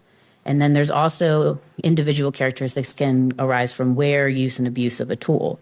And these individual characteristics is what is going to be distinct to that tool, and that's why they're used for the identification process. So again, I did an examination of its class characteristics, looked for any subclass characteristics, and then looked to see if there was individual characteristics in the land and groove impressions sufficient enough of marks and values to do a comparison process. Now, once you have the class characteristics of a bullet, can you narrow the range of firearms that could have fired it just based on class characteristics? You can, yes. And is caliber a class characteristic or an individual or a subclass characteristic? It's going to be a class characteristic because a lot of firearms will have the same class, or the same caliber. Did you measure the diameter of the bullet? I did, yes. And did you end up with a range where it could have been certain range of length or diameter? I did, yes. And what was your reading? Can I refer to my notes, Yes, please? please. The range of the diameter for the 6A bullet jacket fragment was 0.286 to 0.301 inches. Okay, what page are you looking at? It's page 13. Okay. So this is your documentation of the diameter measurement. And then on the right there, LIMP, that's measurement of the land width. The Correct. land impression width, yes. And these are all general characteristics or class characteristics, right? Correct. Okay. Now, once you had that and also that it was, you said what's called the rifling was to the right. correct? The direction of twist, yes. Yeah, the lingo is 6 to the right, meaning, 6 right, yes. and that's a class characteristic. Correct. So once you had the diameter of the base of the bullet, and did you have some difficulty because of the damage to the bullet in exactly measuring it? The reason I provided a range was because of the damage and deformity to the base. So at times it wasn't a perfect circle, so it was important to me to give a range of what those diameter measurements were. Once you have the diameter and the rifling characteristics and the land and groove measurements, can you then plug those measurements into a database and to narrow down the class of weapons from which this bullet could have been fired? The general rifling characteristics search will use those class characteristics and will generate a list of possible firearms that could have fired the bullet. But that list is not all inclusive. It is just used as an investigative tool. Sure. Could you go to page 47, please? Could you tell us what we're looking at here? This is the results of that general rifling characteristic, or the GRC search. All right. And what did you determine in terms of, just based on the class characteristics, what weapons could have fired the 6A bullet? There were several different 30 caliber class firearms that could have fired the bullet. And they're listed here, correct? Correct. Could you tell us what the initials PI and R and PR mean in the far right-hand column? They refer to different types of firearms, so rifles, revolvers, machine guns, any type of firearm. And what are the pistol ones? How is that designated? PI or? Correct. And what is RB? Bolt action? Bolt action. So based on the class characteristics, any of these weapons could have fired that bullet. They could have possibly fired the bullet jacket fragment, yes. Okay. Now let's go back to the examination of the other two measures, subclass characteristics and individual characteristics. Is one of the reasons you look at subclass characteristics because they can be confused with individual characteristics. That is a concern, yes. In fact, your manual says that, right? It's important to rule in or out subclass characteristics to avoid the danger of confusing them with individual characteristics. I'm not sure if our manual says it verbatim. It says that we do need to assess every piece of evidence for possible subclass characteristics. And what is the reason for that?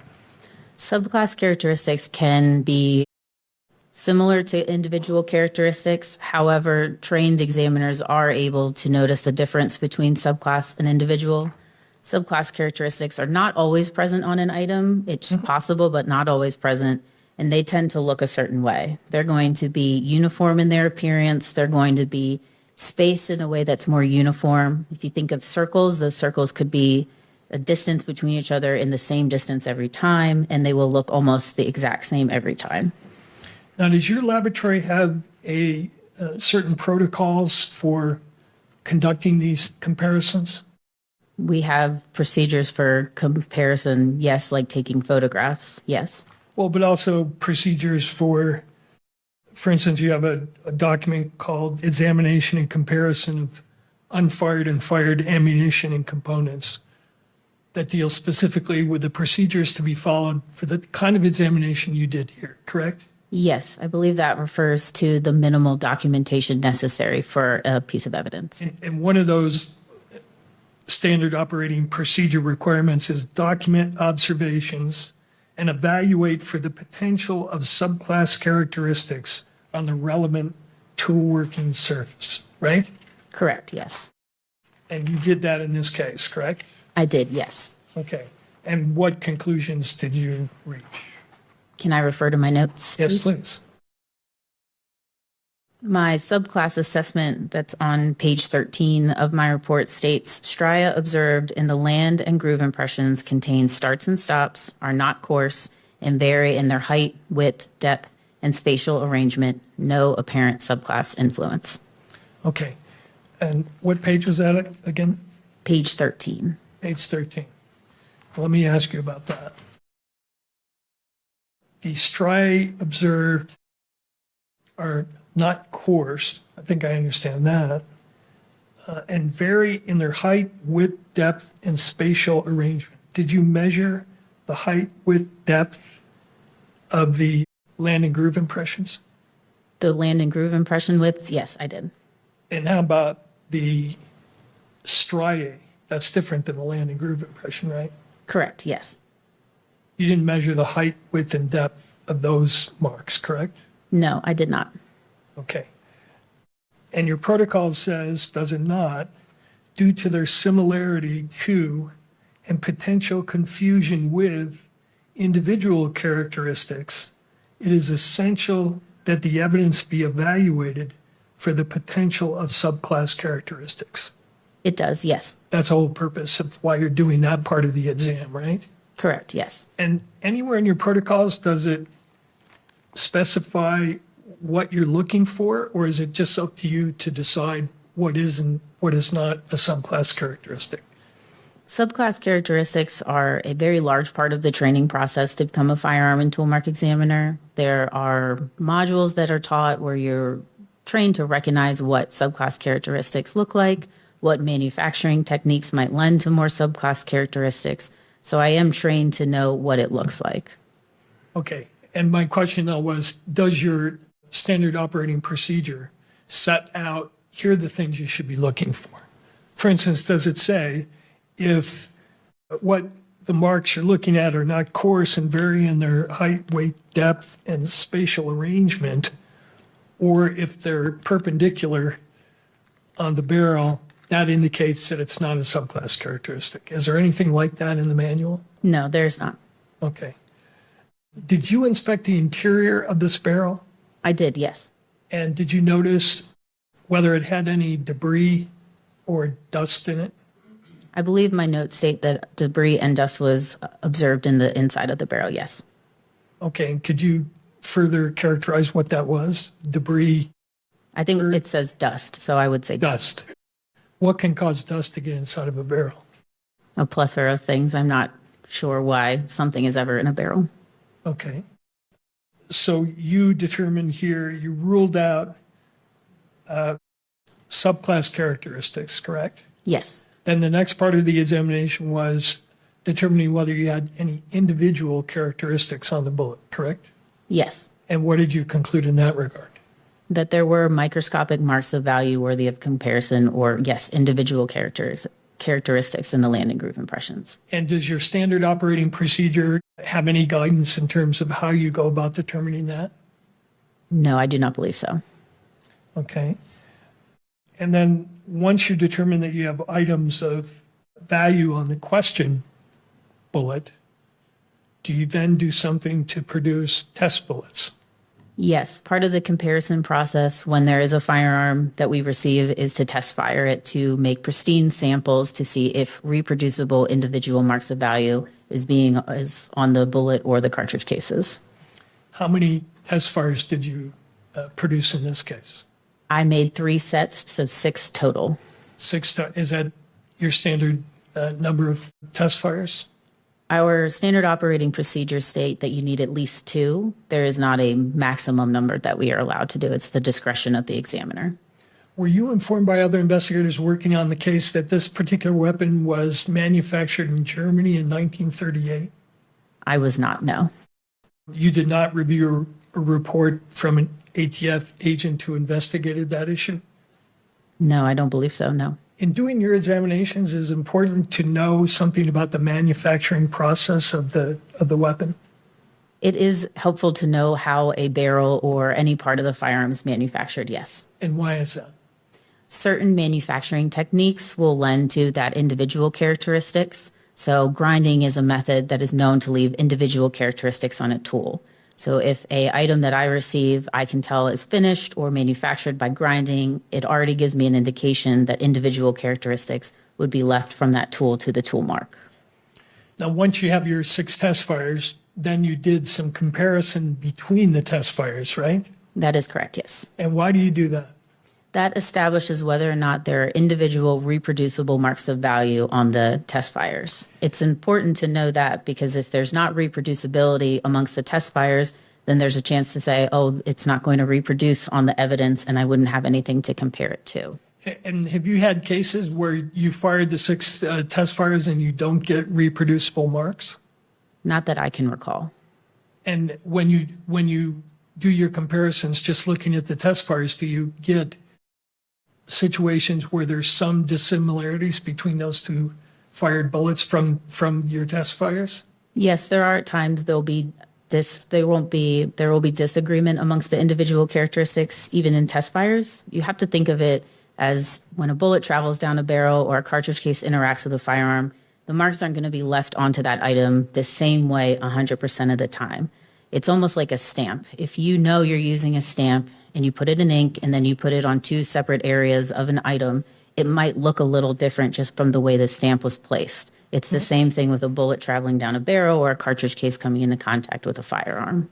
So even when you know a bullet is fired from the same weapon, you can have 6 bullets fired, and when you start comparing them, you will see differences between each bullet. There is a possibility to see some areas of disagreement. However, if I'm rendering an identification and saying there is reproducible individual marks of value on these test fires, there will be an overwhelming amount of sufficient agreement of that individual characteristic. Now, when you're doing these comparisons, you use something called the AFT theory of identification, don't you? Yes, the AFT theory of identification. All right, and take a look. And that's the standard that you used in this case to draw the conclusions that you made in the report that I showed you earlier, correct?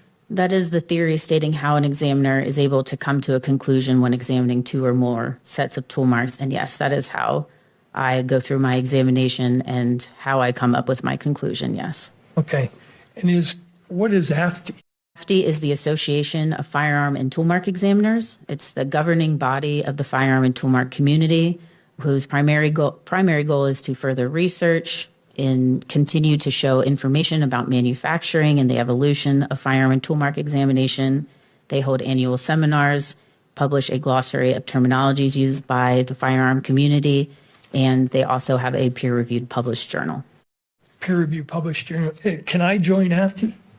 You can, most of the firearms community, members are firearm and toolmark examiners. There are also technical advisors and associate members.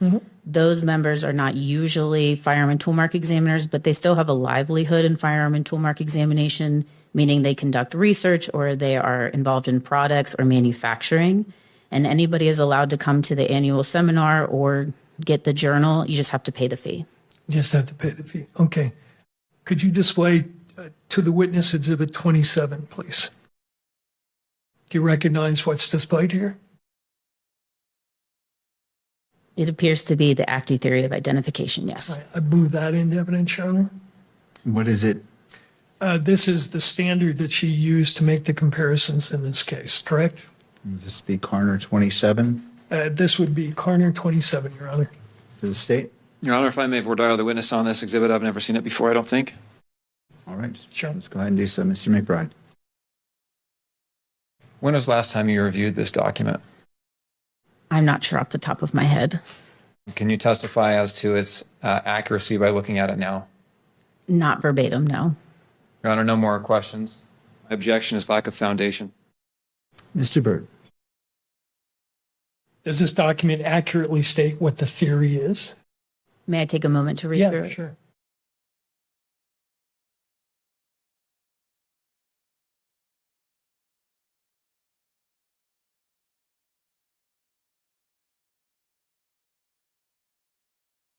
I believe I think the first statement is different than what I can recall, but overall, it is what the AFT theory states. Okay. And your ATF protocol refers specifically to the AFT theory of identification, does it not? It does, yes. Okay. So is there any difference between what's in 27 and what's in your manual? Again, I don't remember without looking at them side by side. Okay. Get that in front of you. Let's go to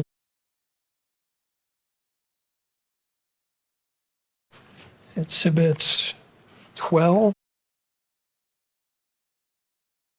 and go to theory of identification and range of conclusions. Page 1 of 3. I don't have a Bates on it. Toward the end. It's document T10. No, that's not it.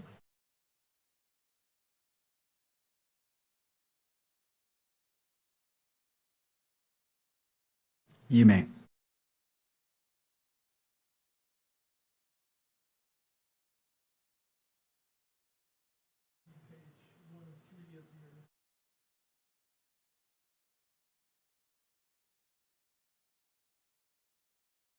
I recognize this as something that comes from our SOPs, yes.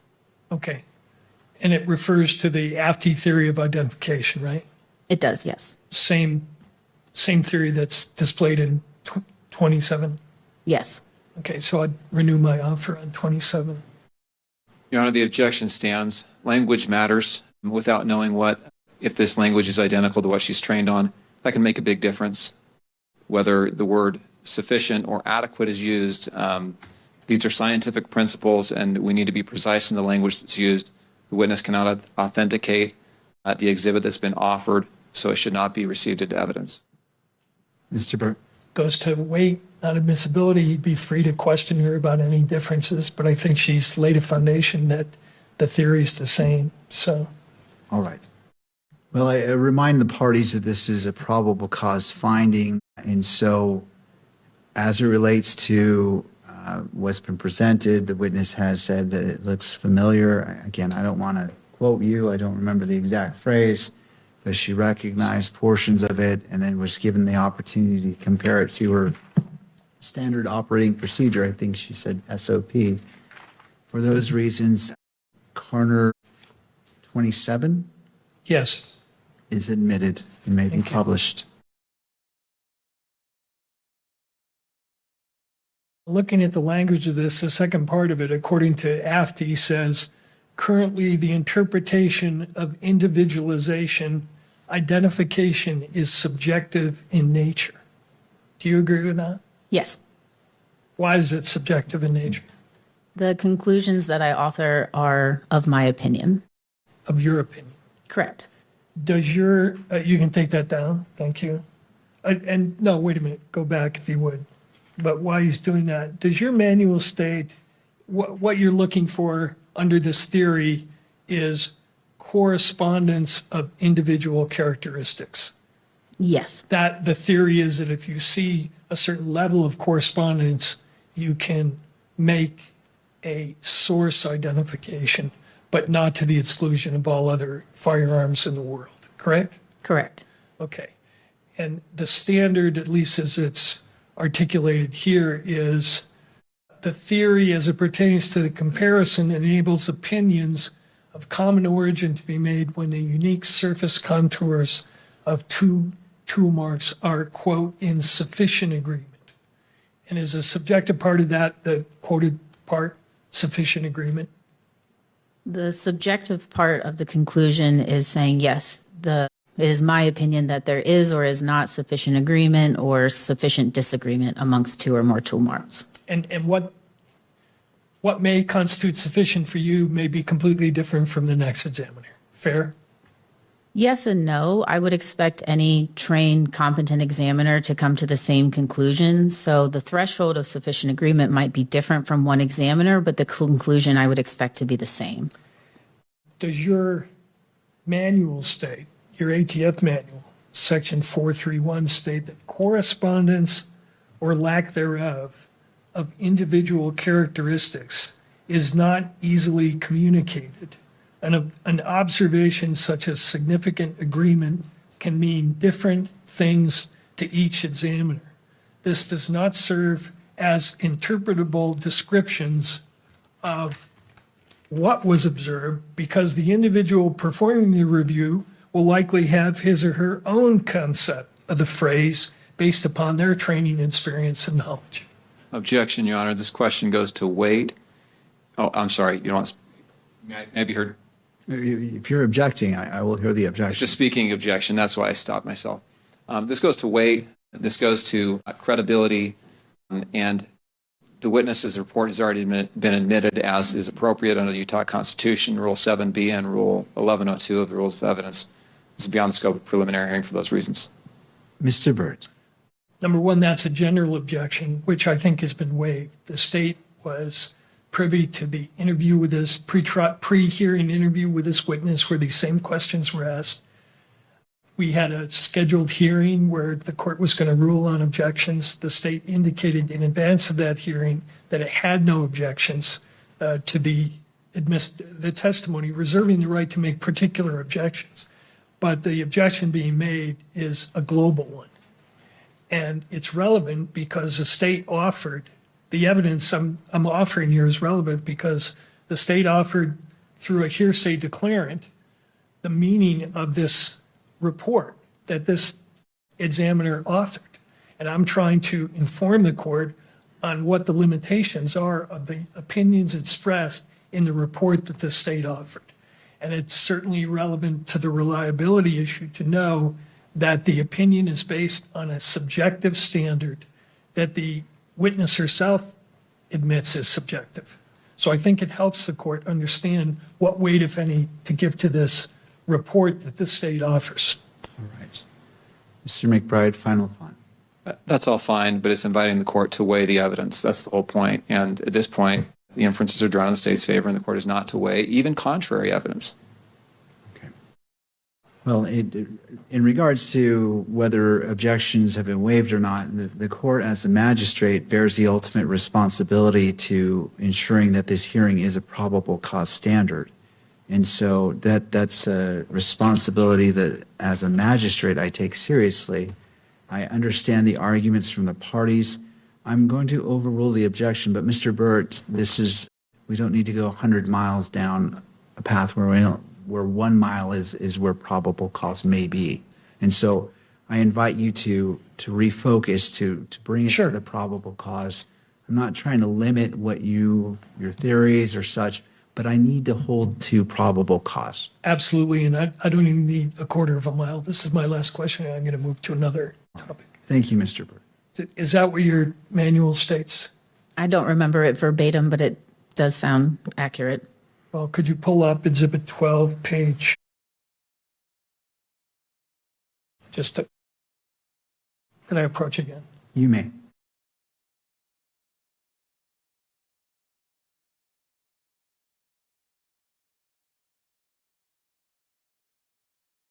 I see where you were reading from, yes.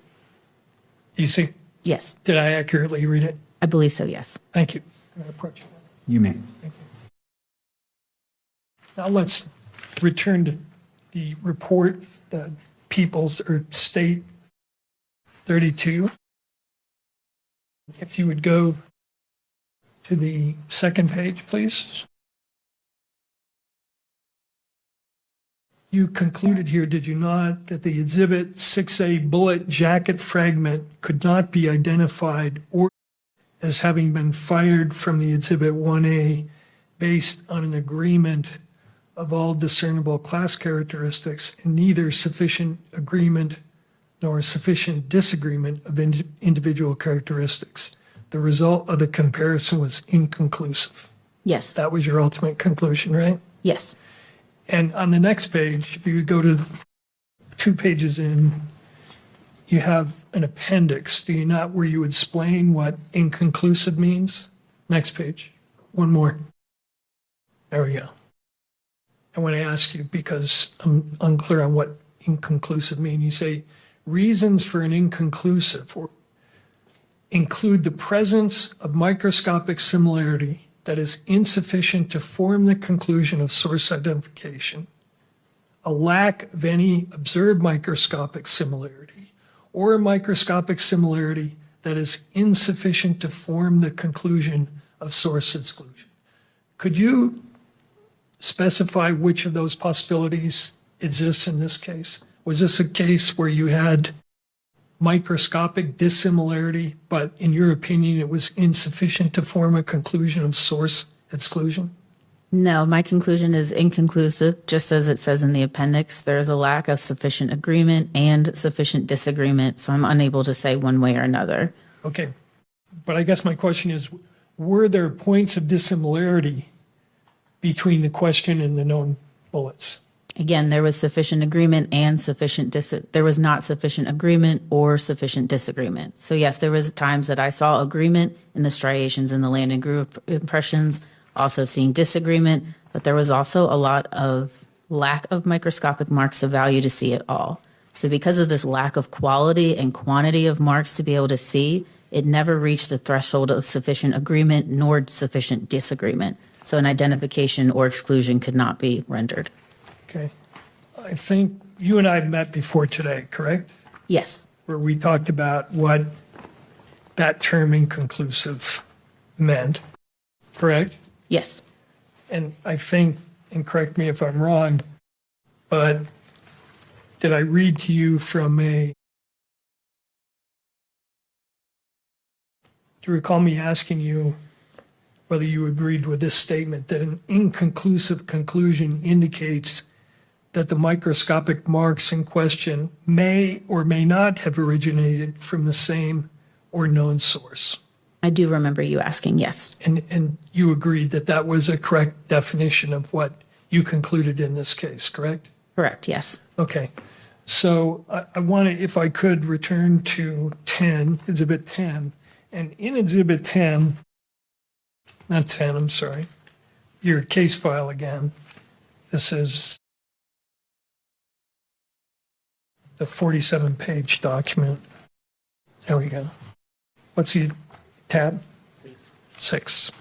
Okay.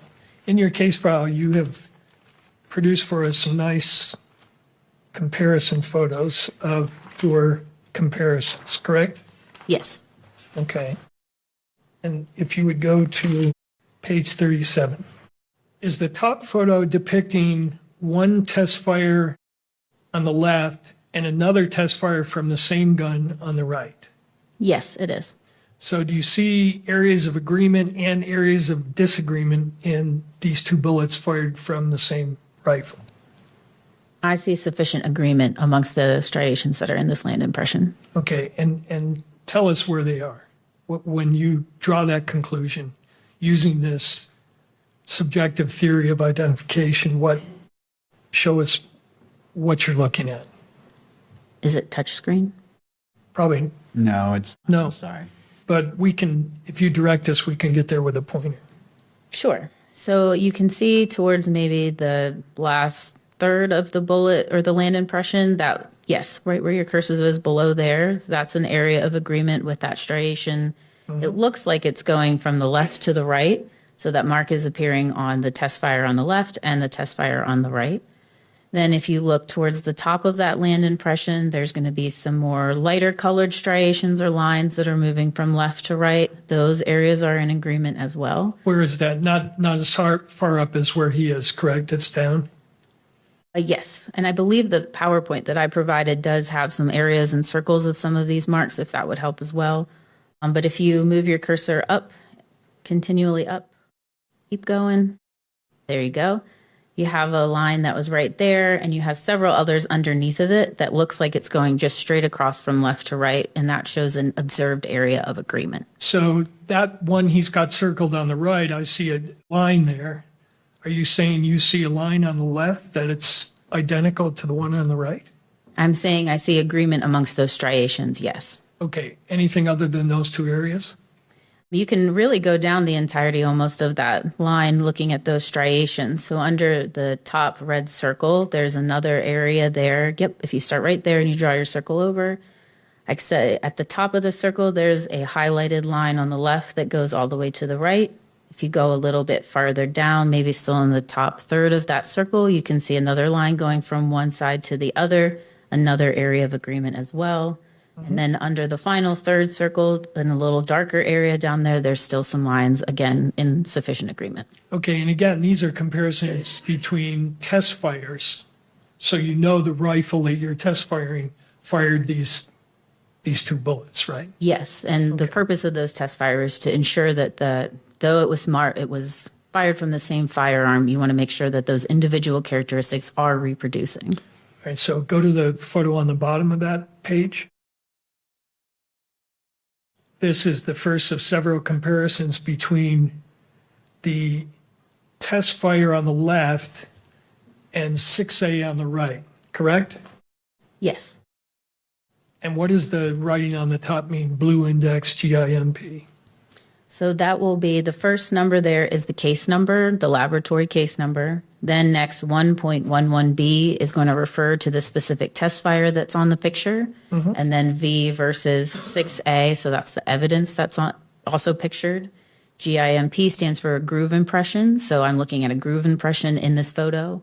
Blue index means I'm specifically looking at the groove impression that I have put a blue indexing mark on so that I know where I am during the comparison process.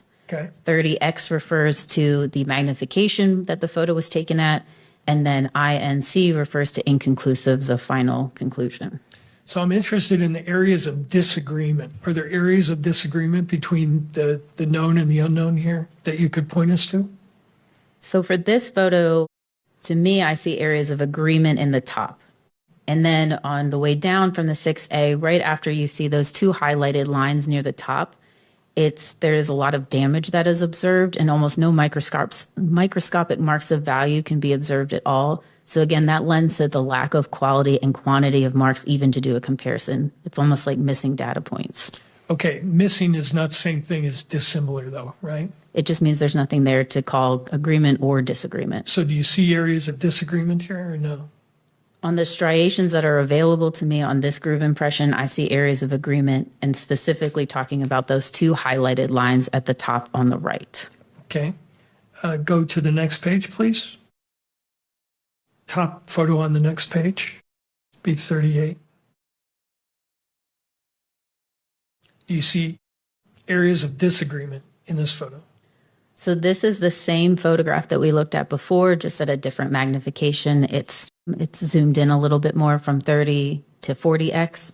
So again, I'm looking at those two highlighted lines near the top. And then if you look down, you can almost see that damage a little bit better. And there's none of those striated lines that you see on the test fire, which you would expect to see in a lander groove impression on the right at all. So again, no microscopic marks of value to compare whatsoever. All right, how about the bottom photo? And again, the question, areas of disagreement. The possibility of an area of disagreement maybe in the middle. There on the 6A is a line that does not look like it carries over, but just from this snapshot, I cannot say if I had moved the photo a little bit different or the specimens together, that area would be agreement. In this photo, it does not look like it does, though. Okay. And could you go to the next photo, please?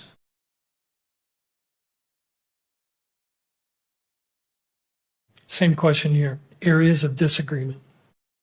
The way this photo was taken is highlighting more of the lack of microscopic marks of value. If I had pulled the specimen that's on the left, the test fire over, there might be some agreement that could be observed, but the way the photograph is now, you don't see the line on the right going all the way over. But again, this is just a snapshot of one particular area.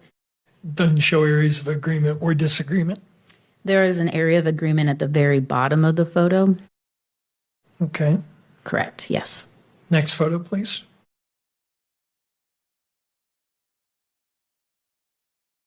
How about this one? This is another zoomed in of the previous photo, focusing in on that bottom area of agreement. So we went from 30x to 40x and just highlighting one specific area, and this is showing you agreement. Next photo.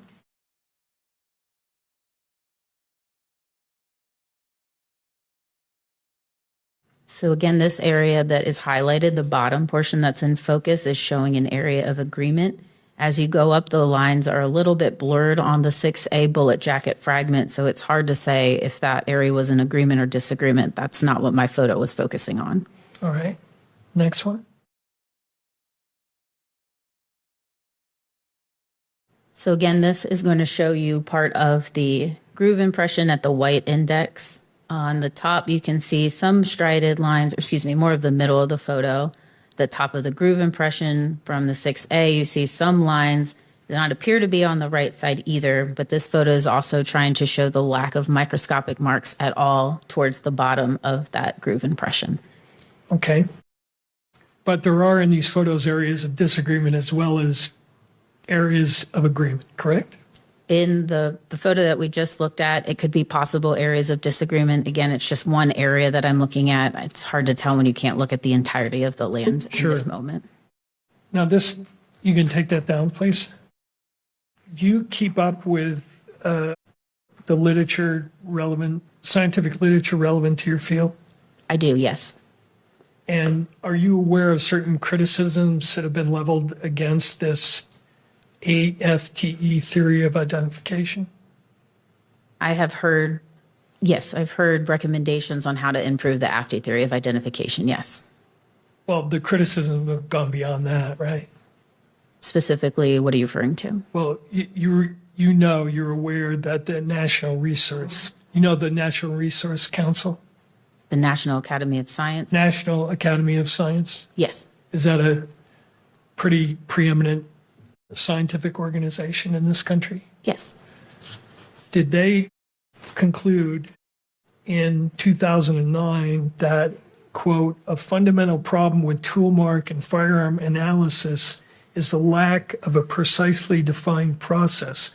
As noted above, AFTE has adopted a theory of identification, but it does not provide a specific protocol. It says that an examiner may offer an opinion that a specific tool or firearm was the source of a specific set of tool marks or a bullet striation pattern when, quote, sufficient agreement exists in the pattern of two sets of marks.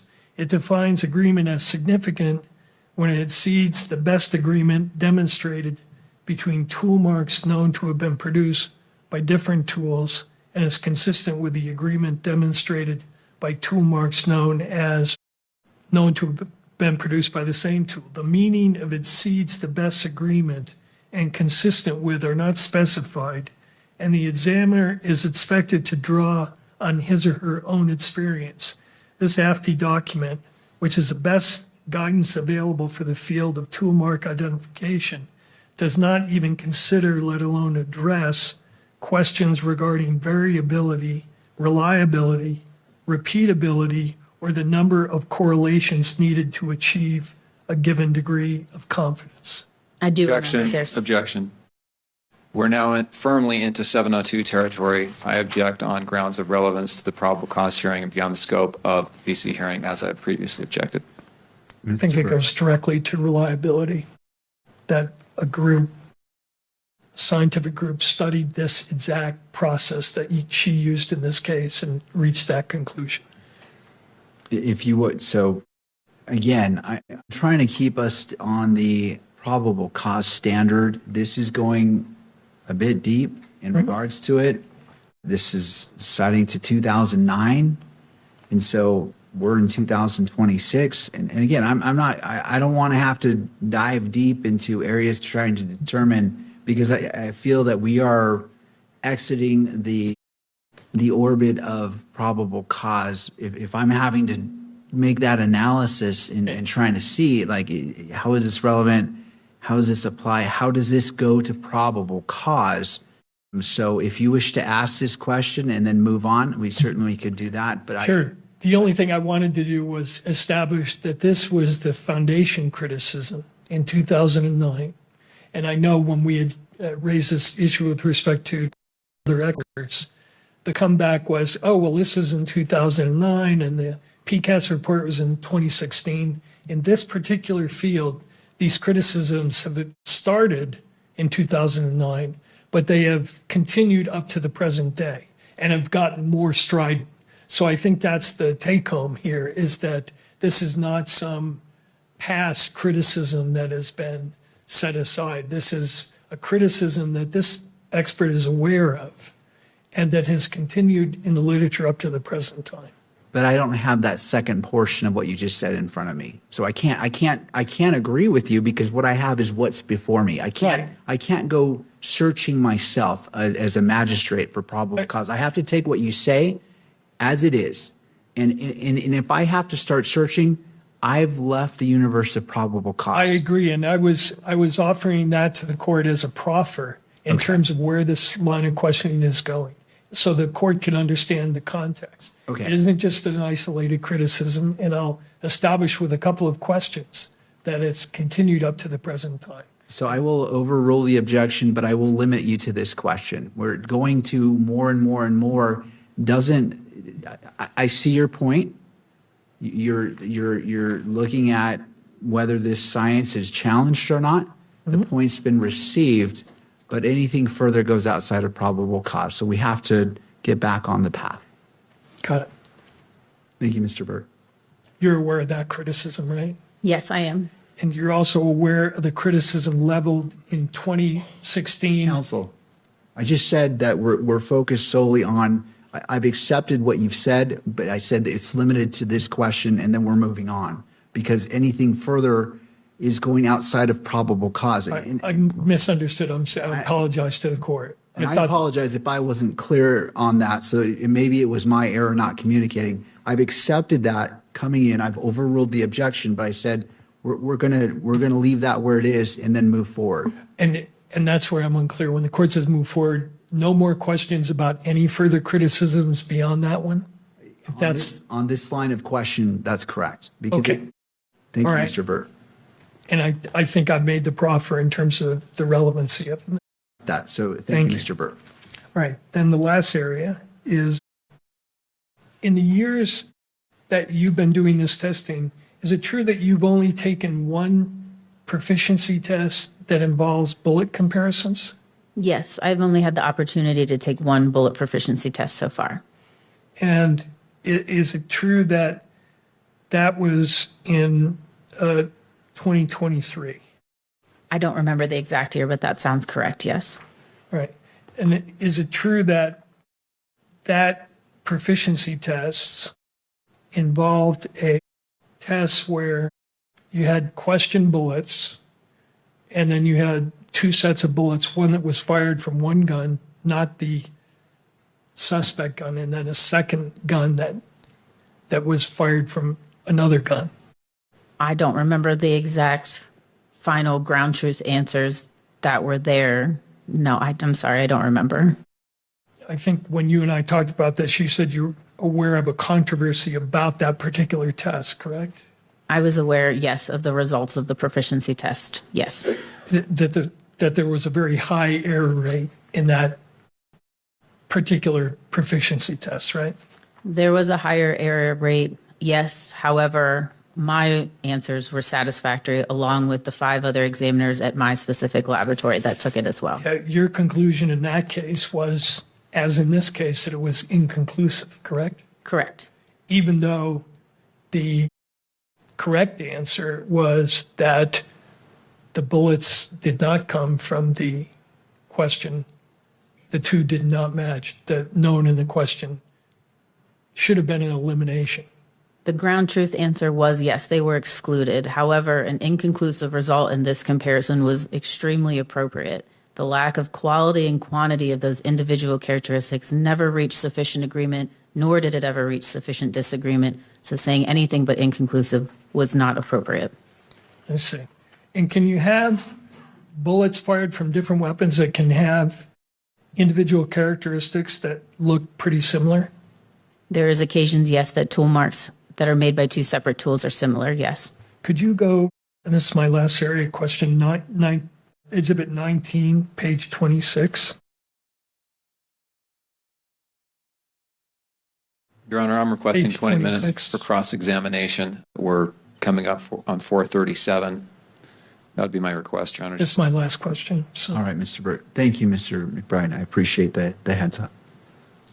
in your opinion, does this, the one on the left and the right, show matching individual characteristics?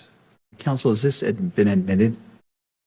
Because I see it displayed. I just want to make sure, is this? It has not been admitted, and I'm asking this question and as a foundation for admitting it. Okay, that's fine. So Yeah. it was on another screen. I wanted clarification. So it's not on any screens because it hasn't been admitted, but clearly it can be on her screen. Thank you. So only to the witness and counsel table screens. Page, Exhibit 19, page 26. Does this comparison show individual characteristics indicating that it was fired from the same weapon? There are individual characteristics present, but without examining it in person, I don't feel comfortable making a conclusion. Okay, how about the next page? 20. How about that one? Again, I see individual characteristics. On a very first glance, I can see maybe one striation that is an agreement, but without seeing it physically in person and having an accurate representation of the entirety, I can't conclude in any answer. And the last one, the third photo, page 28.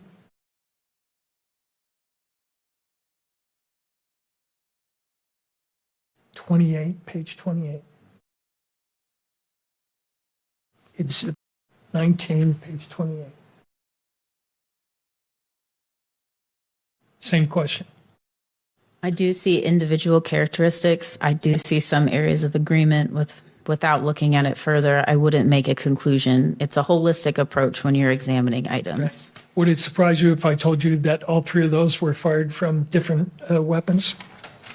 Again, I don't know any context to these photos other than what you showed, so I don't feel comfortable saying one way or another. Thank you. All right. Mr. McBride. Good afternoon. Good afternoon. Those last three photos that you were shown, had you seen those before? I had looked at them probably back in 2024 when it was published.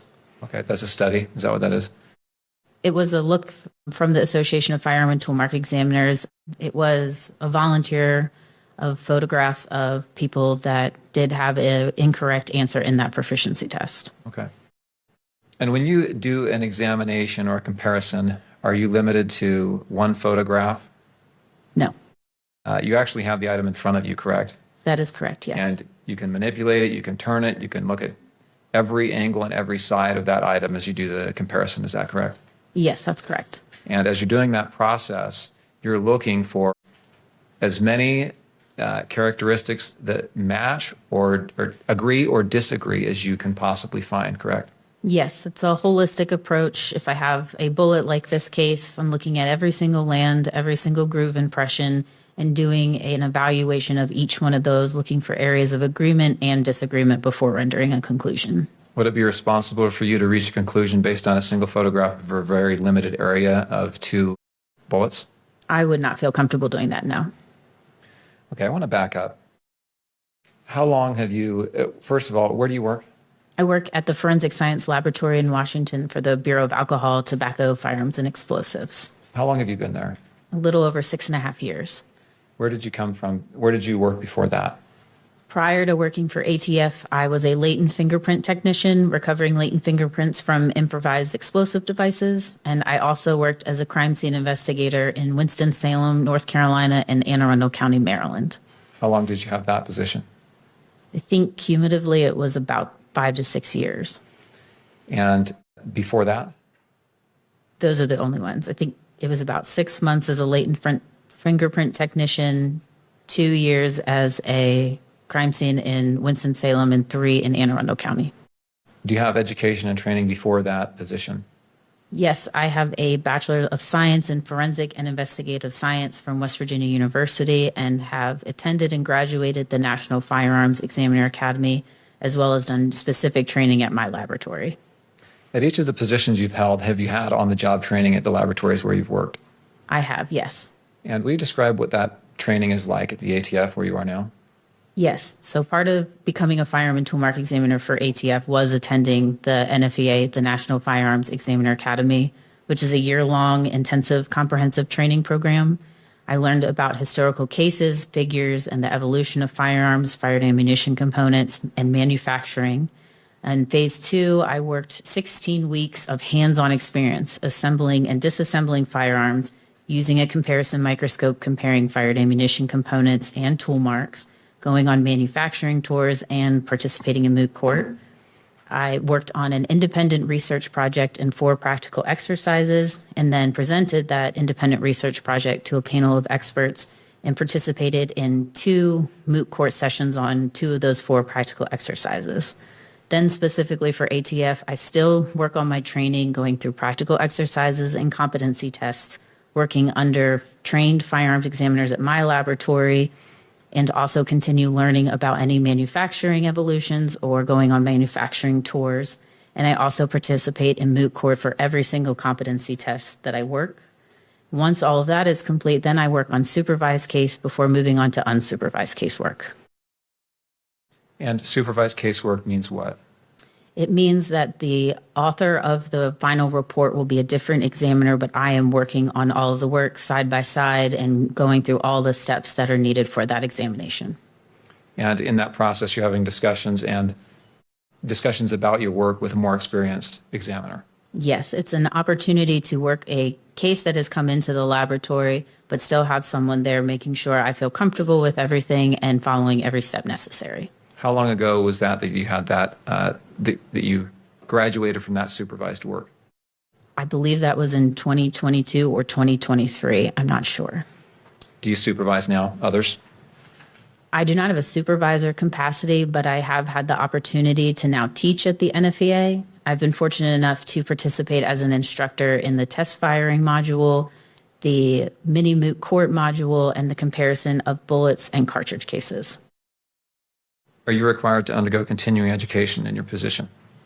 There is not a specific continuing education program. However, when the opportunity to go on AFTI's annual conferences and it allows it, I will go to those, as well as continually go to manufacturing tours. Is this an area of science and forensics that is continuing to develop new techniques and advance in research? Yes, it is. And how do you stay up on those advances? Part of the way to do that is to continue my membership with AFTI. Again, they do an annual training seminar recently, just in May of 2026 here in Baltimore, where there's case searches and studies that are presented, different manufacturing techniques, just new and upcoming research that is throughout the community, not just firearms practitioners, but also standard and technology researchers like those from the National Institute of Standards and Technology, or NIST. And I think Defense Counsel has asked you a little bit about some of the publications that have given criticism is how he's phrased it, but given recommendations on how to improve the science in your field. Are you aware of that? I am, yes. And is there an effort to adopt those suggested improvements where they have merit? Yes, especially takes those recommendations very seriously. If the PCAST asked for more specific design test studies, they said, yes, we will do that. I can think of just a few right off the top of my head that has satisfied those asks that they wanted. Is your laboratory accredited? It is, yes. What does that mean to be accredited as a laboratory? An accreditation means that my laboratory is held to an international standard of reporting, testimony, training, and proficiency tested. We have a large audit every 4 years through ANAB, or the American National Standard Institute, National Accreditation Board. But we also do internal audits, and we make sure there is some type of audit that we are staying in within those accreditation limits every single year. There is a mention of proficiency testing. Are you required to do proficiency testing? Yes, I am. And are those specific as to what type of proficiency testing that you do? Yes. What are some examples? We are required to take proficiency tests in all discipline that our scope enables, so serial number restoration and the comparison of tool marks, bullets, and cartridge cases. Are there similarities and principles that apply to all aspects of tool mark analysis and comparison? Can you elaborate on the question, please? Let's say you're comparing what we've been talking about here, rifling on a bullet. Are there principles that apply to that area versus that also apply in tool marks analysis, say, of impressions of a handheld tool? Yes, all of those comparisons are a product of a tool mark comparison. A firearm is nothing but a tool. So when you are talking about a cartridge case comparison, it's still looking at a tool and a tool mark. The tool in this case is the firearm. The tool mark is being left on a cartridge case or a bullet. I want to draw your attention to Plaintiff's Exhibit 32. Thank you.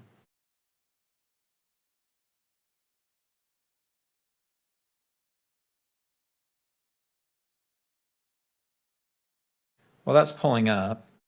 And this has been published. This has been approved for publication at all 3 levels already, so we can put that on the screens. Well, that's pulling up. Thank you. I want to ask you first about an entry here. The second sentence under results of examination. Exhibit 1 rifle was test fired and found to be in operable condition. Did you perform that test fire? I did, yes. How did you receive this firearm? I received it from another physical scientist in our laboratory. Okay. And did it have a scope on it? Yes, it did. What did you do to determine if it was in operable condition? In order to determine if the firearm is in operable condition, I will find ammunition that it is calibered for. In this place, it was 30-06 Springfield. Load that into the firearm, and then I fired any test fires into our water recovery tank. Okay. And why do you choose a water recovery tank? The water recovery tank is what is used to obtain bullet specimens. The water is going to slow down the bullet from its movement so that we can actually obtain the bullet, and it is supposed to cause minimal damage. Why does it matter if there's minimal damage or more damage? You would like minimal damage because that means that there's going to be less damage on the areas that you need to compare. In the evidence rounds that you, or in the bullets that you often receive in your cases, are there cases where there's a lot of damage to those bullets? I have received cases with lots of damaged bullets, yes. In this circumstance, the Exhibit 1 rifle, this Mauser 98 30-06, was it an auto-loading rifle or a bolt action? This was a bolt action rifle. Exhibit 2 cartridge case. Let's see here.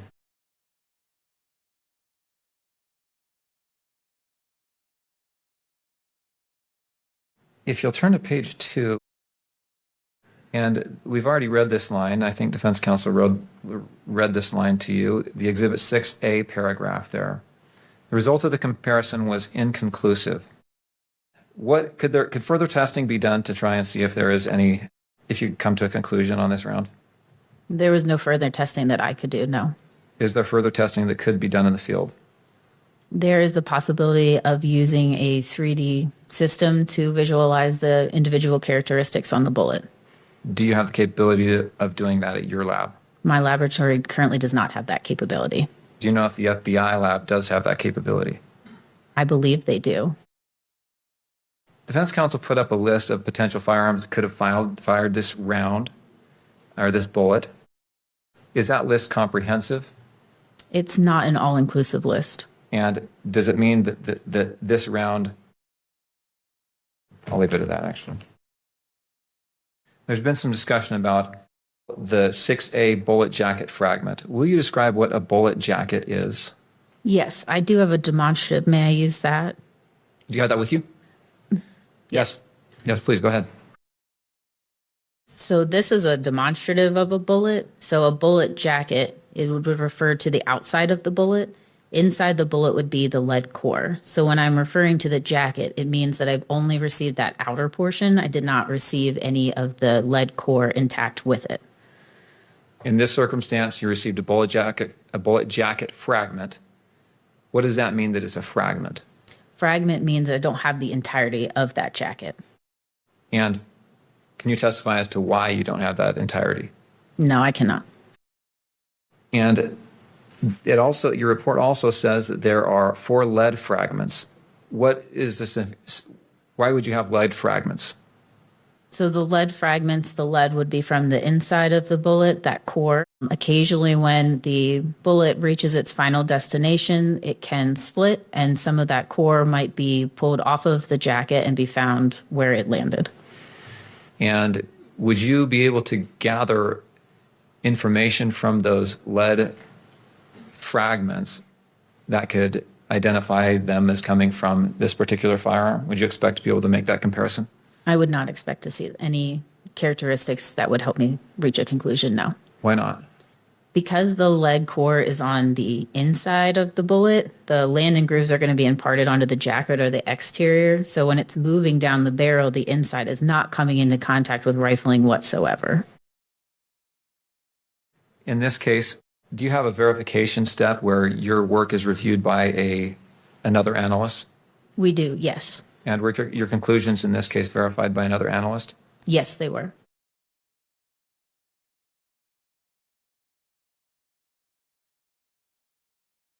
Is there a potential that the testing you do can destroy the evidence that you're reviewing? What do you mean? Well, prevent it from being tested in the future. No, I would not expect anything that I've done to prohibit more examination in the future, no. But in general, you say you peeled back the petals, I think you said, of the bullet jacket because it was so crumpled. If that's, Yes. I think if anything that lends to a better comparison process. It is a very well-known practice amongst firearm and toolmark examiners. Without doing a examination like that in preparation, no one's able to see the marks that are needed for the comparison process. Okay. In reaching the conclusions that you did in this case, did you follow the protocols and practices that are required by your position? I did, yes. Nothing else. Mr. Byrd. You said a couple of things of interest to me. One was that your work is peer reviewed, right? There's a peer Specifically? reviewer, a second reviewer, It is a verification process. verification process. And you know, in this case, we requested to produce the case file from your reviewers so we could see whether it was accurate or not. You're aware of that, right? I am not, and the verification process does not require that the verifier has case notes. Their case notes would be within mine, and it's just an authored verification chart. Well, you wrote a memo to Mr. McBride dated May 19th, did you not, in which you said in answer to our request for the reviewer's work product that ATF laboratories do not release materials concerning technical reviewers or verifiers. And you went on to state, did you not, that we don't even release the CVs of who the reviewers are. So that is not authored by me. That is our ATF procedures and protocols. If that was an email that came from me, I am just verbatim what our quality assurance manager has said. Do you think science works best when it works in secret? Objection, argumentative. Counsel. It goes to the issue that was raised on cross-examination, which is my work was peer-reviewed. So how do we evaluate the strength of that assertion when they refuse to hand over to us the work product of the reviewers or even identify what their credentials are? That's relevant. Well, I'm not agreeing or disagreeing with that, but the question itself was argumentative because we can look at the question, working in secret. Let me rephrase. Okay, so I am going to sustain the objection because of the phrasing. It is inherently argumentative. It wouldn't be a question that would be able to proceed into prelim. Do you have an opinion on whether it is scientifically defensible to rely on a peer reviewer and not reveal that peer reviewer's work product? I believe I understand what you're asking. However, in this case, the verifier does not have any work product to show. If you'd like to see their CV, I cannot testify to anything about the procedures of giving their information out. All I can say is that they are employed at my laboratory, are under the same scrutiny of proficiency testing, went through the same training with competency and practical exercises, so they are a trained and competent examiner. Okay. They don't have any work product to show, but your protocol calls for, does it not, documentation of whatever it is they did. And that is included in my case file. Right, but not the reviewer's work product. The reviewer's work product is a verification sheet. If you'd like, I can refer to my case notes and find that specific page number, but that would be the only work product that they would have in this case. I see. Now, you said two things about the PCAS report on cross-examination. One was that, if I understood it, that the PCAS findings have been addressed in subsequent studies. Did I hear that correctly? Because one of the recommendations was to further, actually, I think their recommendation was one more black box study to show the foundational validity of firearm and toolmark examination. And since 2016, several have been published. All right, let's look at that for a second.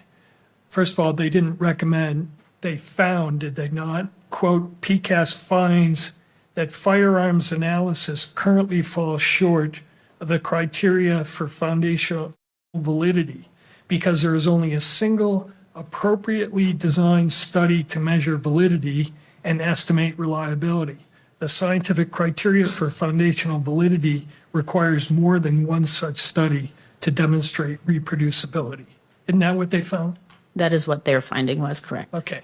And then after that report was published, in 2017, they came out with a second report because people said, oh, the literature already exists. You missed it. And they said, no, that's not true. Isn't that right? They concluded, relevance to preliminary hearing. We're now well into 702 argument. He raised this issue on cross, Your Honor. He clearly went beyond the 2009 reference that the court allowed and opened this area up. And I don't think it's fair for him to be allowed to do that without me being able to respond to it. Thank you. On cross-examination, that door was opened by the state, and so I will allow limited questioning on recross or redirect, however we want to label this. So you may proceed. The objection is overruled. In 2017, they filed a second report responding to assertions by people in your profession and others that they had missed or the studies had already been done. Isn't that true? Yes, PCAST did a 2017 addendum to their 2016 report, reiterating that they believe that the only way to properly empirically test a science is through these black box studies, and that they would not take into consideration the numerous amount of work and validation studies done over decades that the firearms community has published. And a bunch of other studies were done, right? Correct. And in response to those additional studies, there have been continual criticisms of the methodologies of those studies. Isn't that fair? Yes. And you've read, for instance, well, first of all, you attended, I see, a webinar by the group that did some of the critiques. That Which webinar are you referring to? you attended a webinar, I believe, in 2023, Treatment of Inconclusive Results and Error Rates of Firearms Studies, webinar hosted by the Center for Statistics and Applications in Forensic Evidence, 2021.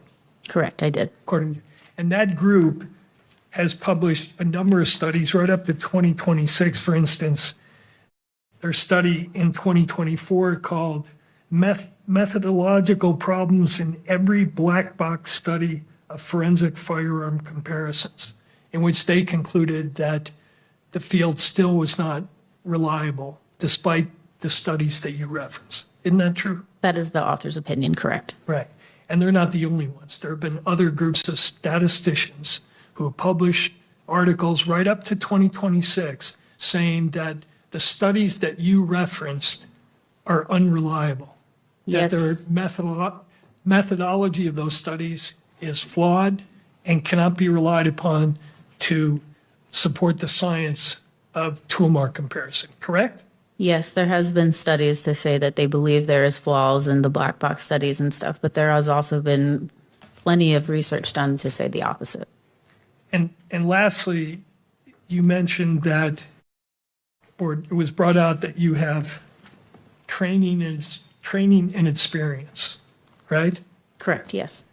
Do you agree with the conclusion stated in the section of the report, the PCAP report, that neither experience nor professional practices can substitute for foundational validity? Do you agree with that? I do, yes. Do you agree with the conclusion reached in the PCAP report that a forensic science discipline that has an error rate higher than 5% is not reliable?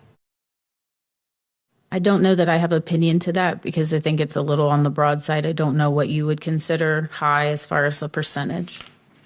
Well, I'm referring to the statement at page 151 where they say methods with a high false positive rate are scientifically unreliable for making important judgments in court about the source of a sample.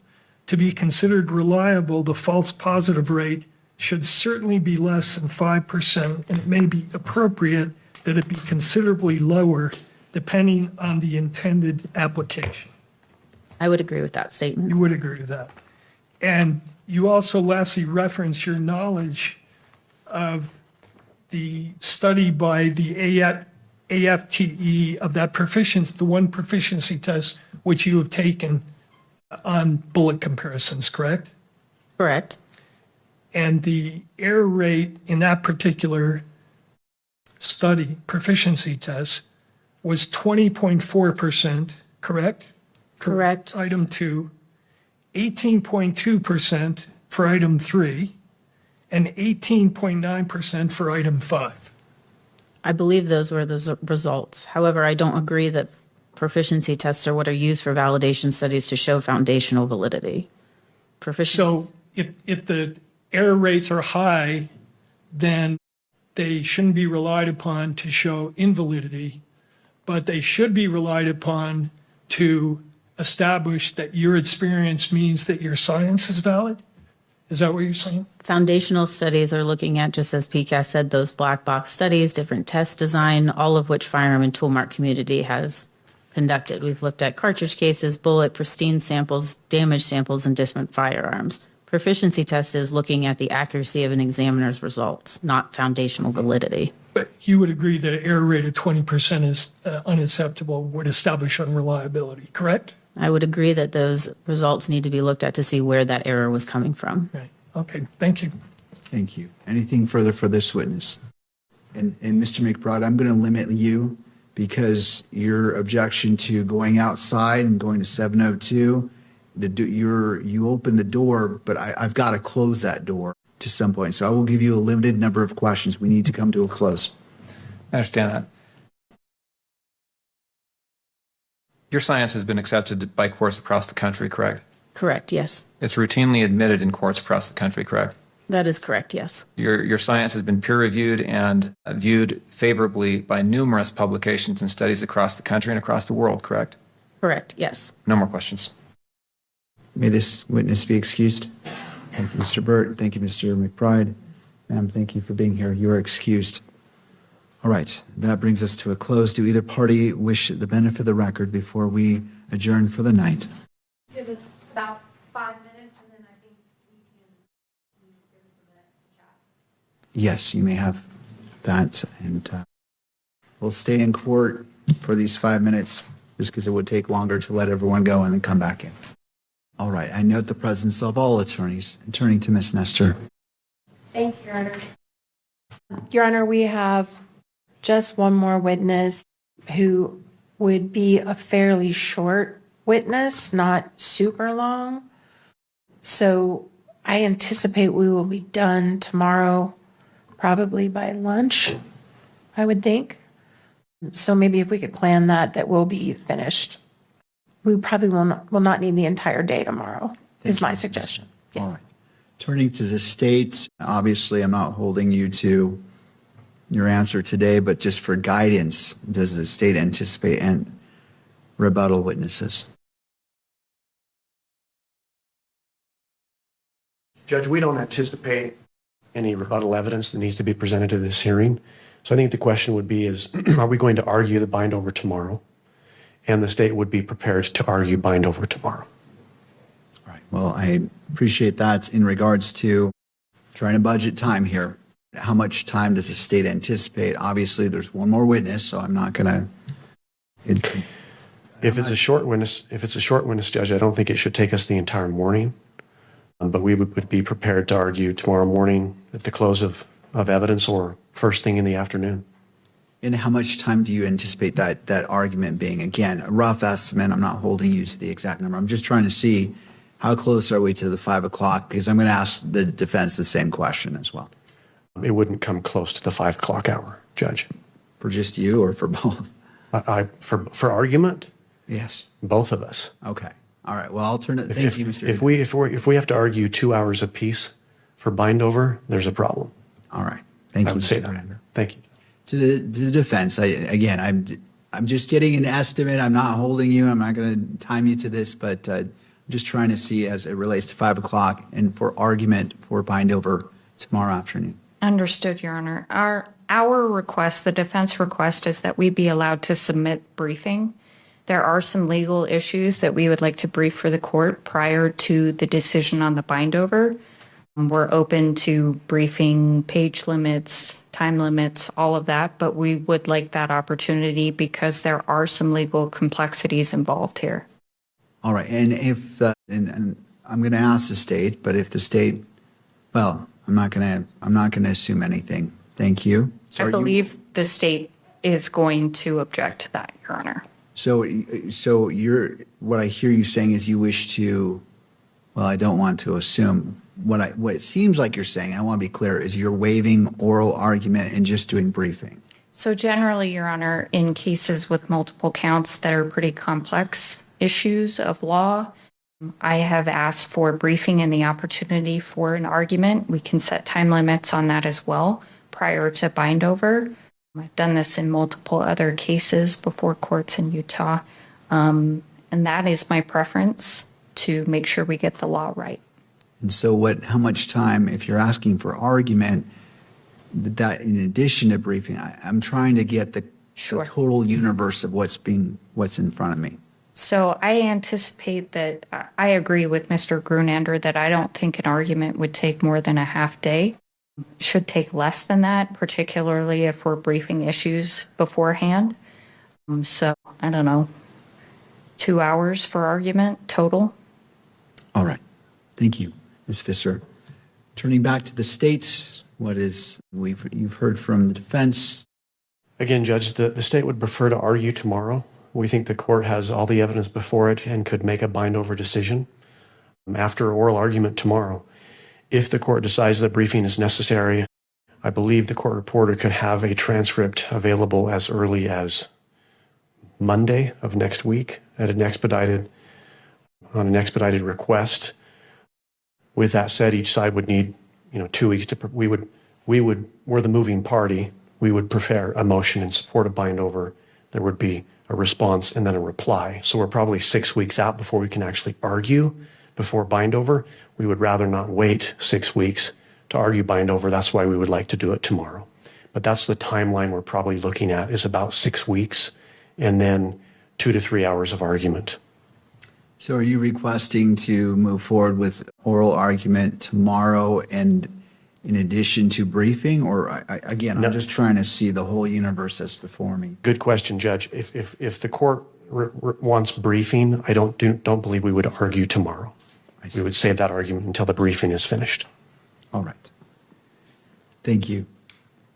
And to defense, would you agree on the time frame for briefing as been proposed by Mr. Grunander to allow each side the appropriate time, taking into consideration a transcript which may or may not be needed by the parties? We are also okay with simultaneous briefing on this if the state prefers that. That wouldn't take 6 weeks if that's the concern, but we have no objection to the 6 weeks. All right. And does your client waive any speedy trial rights that may result as this request? I just want to make sure I'm addressing constitutional rights. Also going to be addressing from the victim representative. This goes squarely into the victim's rights to speedy disposition. So again, I'm just trying to take it. I know we're late. I just want to cover all these bases. Yes, our client will waive his speedy trial rights, so that we can properly brief the preliminary hearing issues. To the state. If the court wants briefing, we would not like to do simultaneous briefing. We would like to start it out as the moving party. The defense would then respond. We would then have the opportunity to reply before oral argument. All right. And invite Ms. Kirk's attorney if you wish to be heard. This goes squarely into victims' rights as recognized in the Utah Constitution as well as the Utah statute, as is what's before us. Your Honor, obviously we want swift justice for Charlie here. I think we obviously know the court needs to make sure they're balancing all interests here, but I think as soon as the matter could be bound over and this matter could be set for trial, that's what the Kirk family would like. But do you want to weigh in regards to briefing? Because it sounds like it's... Your Honor, I'm hesitant to weigh in on briefing. I feel as if that is a decision which the court should decide whether or not it's necessary. And we're going to take no position on briefing. We asked for speed. This has been 10 months coming. We've heard a lot of evidence. To me, it seems rather overwhelming, but that's my opinion. Obviously, it doesn't matter. But so we just asked for it to move quickly. Thank you. All right. Right. Having heard from the parties, I will go ahead and I'm granting the request for briefing as it relates to probable cause to allow both parties to file the briefs. With defense, as you are the moving party requesting briefing, when would you like to submit your brief?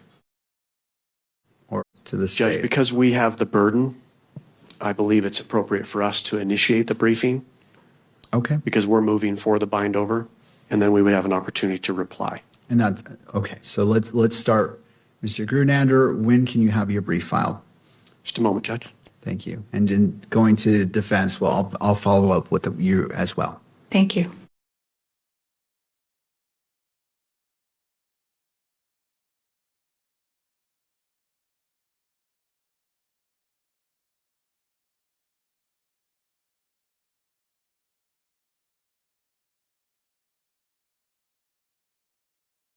One moment, Mr. Grunander. I'm trying to get logistics so we can move this along. Mr. Grunander, turning to you. Judge, if we were able to collect the transcript Monday, if we had 2 weeks from Tuesday, we could have our motion in, I believe that's the 28th of July. All right. So state's brief by the 28th of July, assuming that they can get the transcript by Monday. All right, state's brief. Okay. Ms. Visser. We need 2 weeks after that. So August 11th, I believe, is 2 weeks. All right. And to the state, if you wish to file a reply, well, It would be 7 days after that, Judge. so So the 18th? August 18th. All right. And for oral argument, what I can set is September 1st in the morning. Let me take a quick glance here at the calendar. I'm trying to keep that close in time so we can move this along for all reasons previously stated.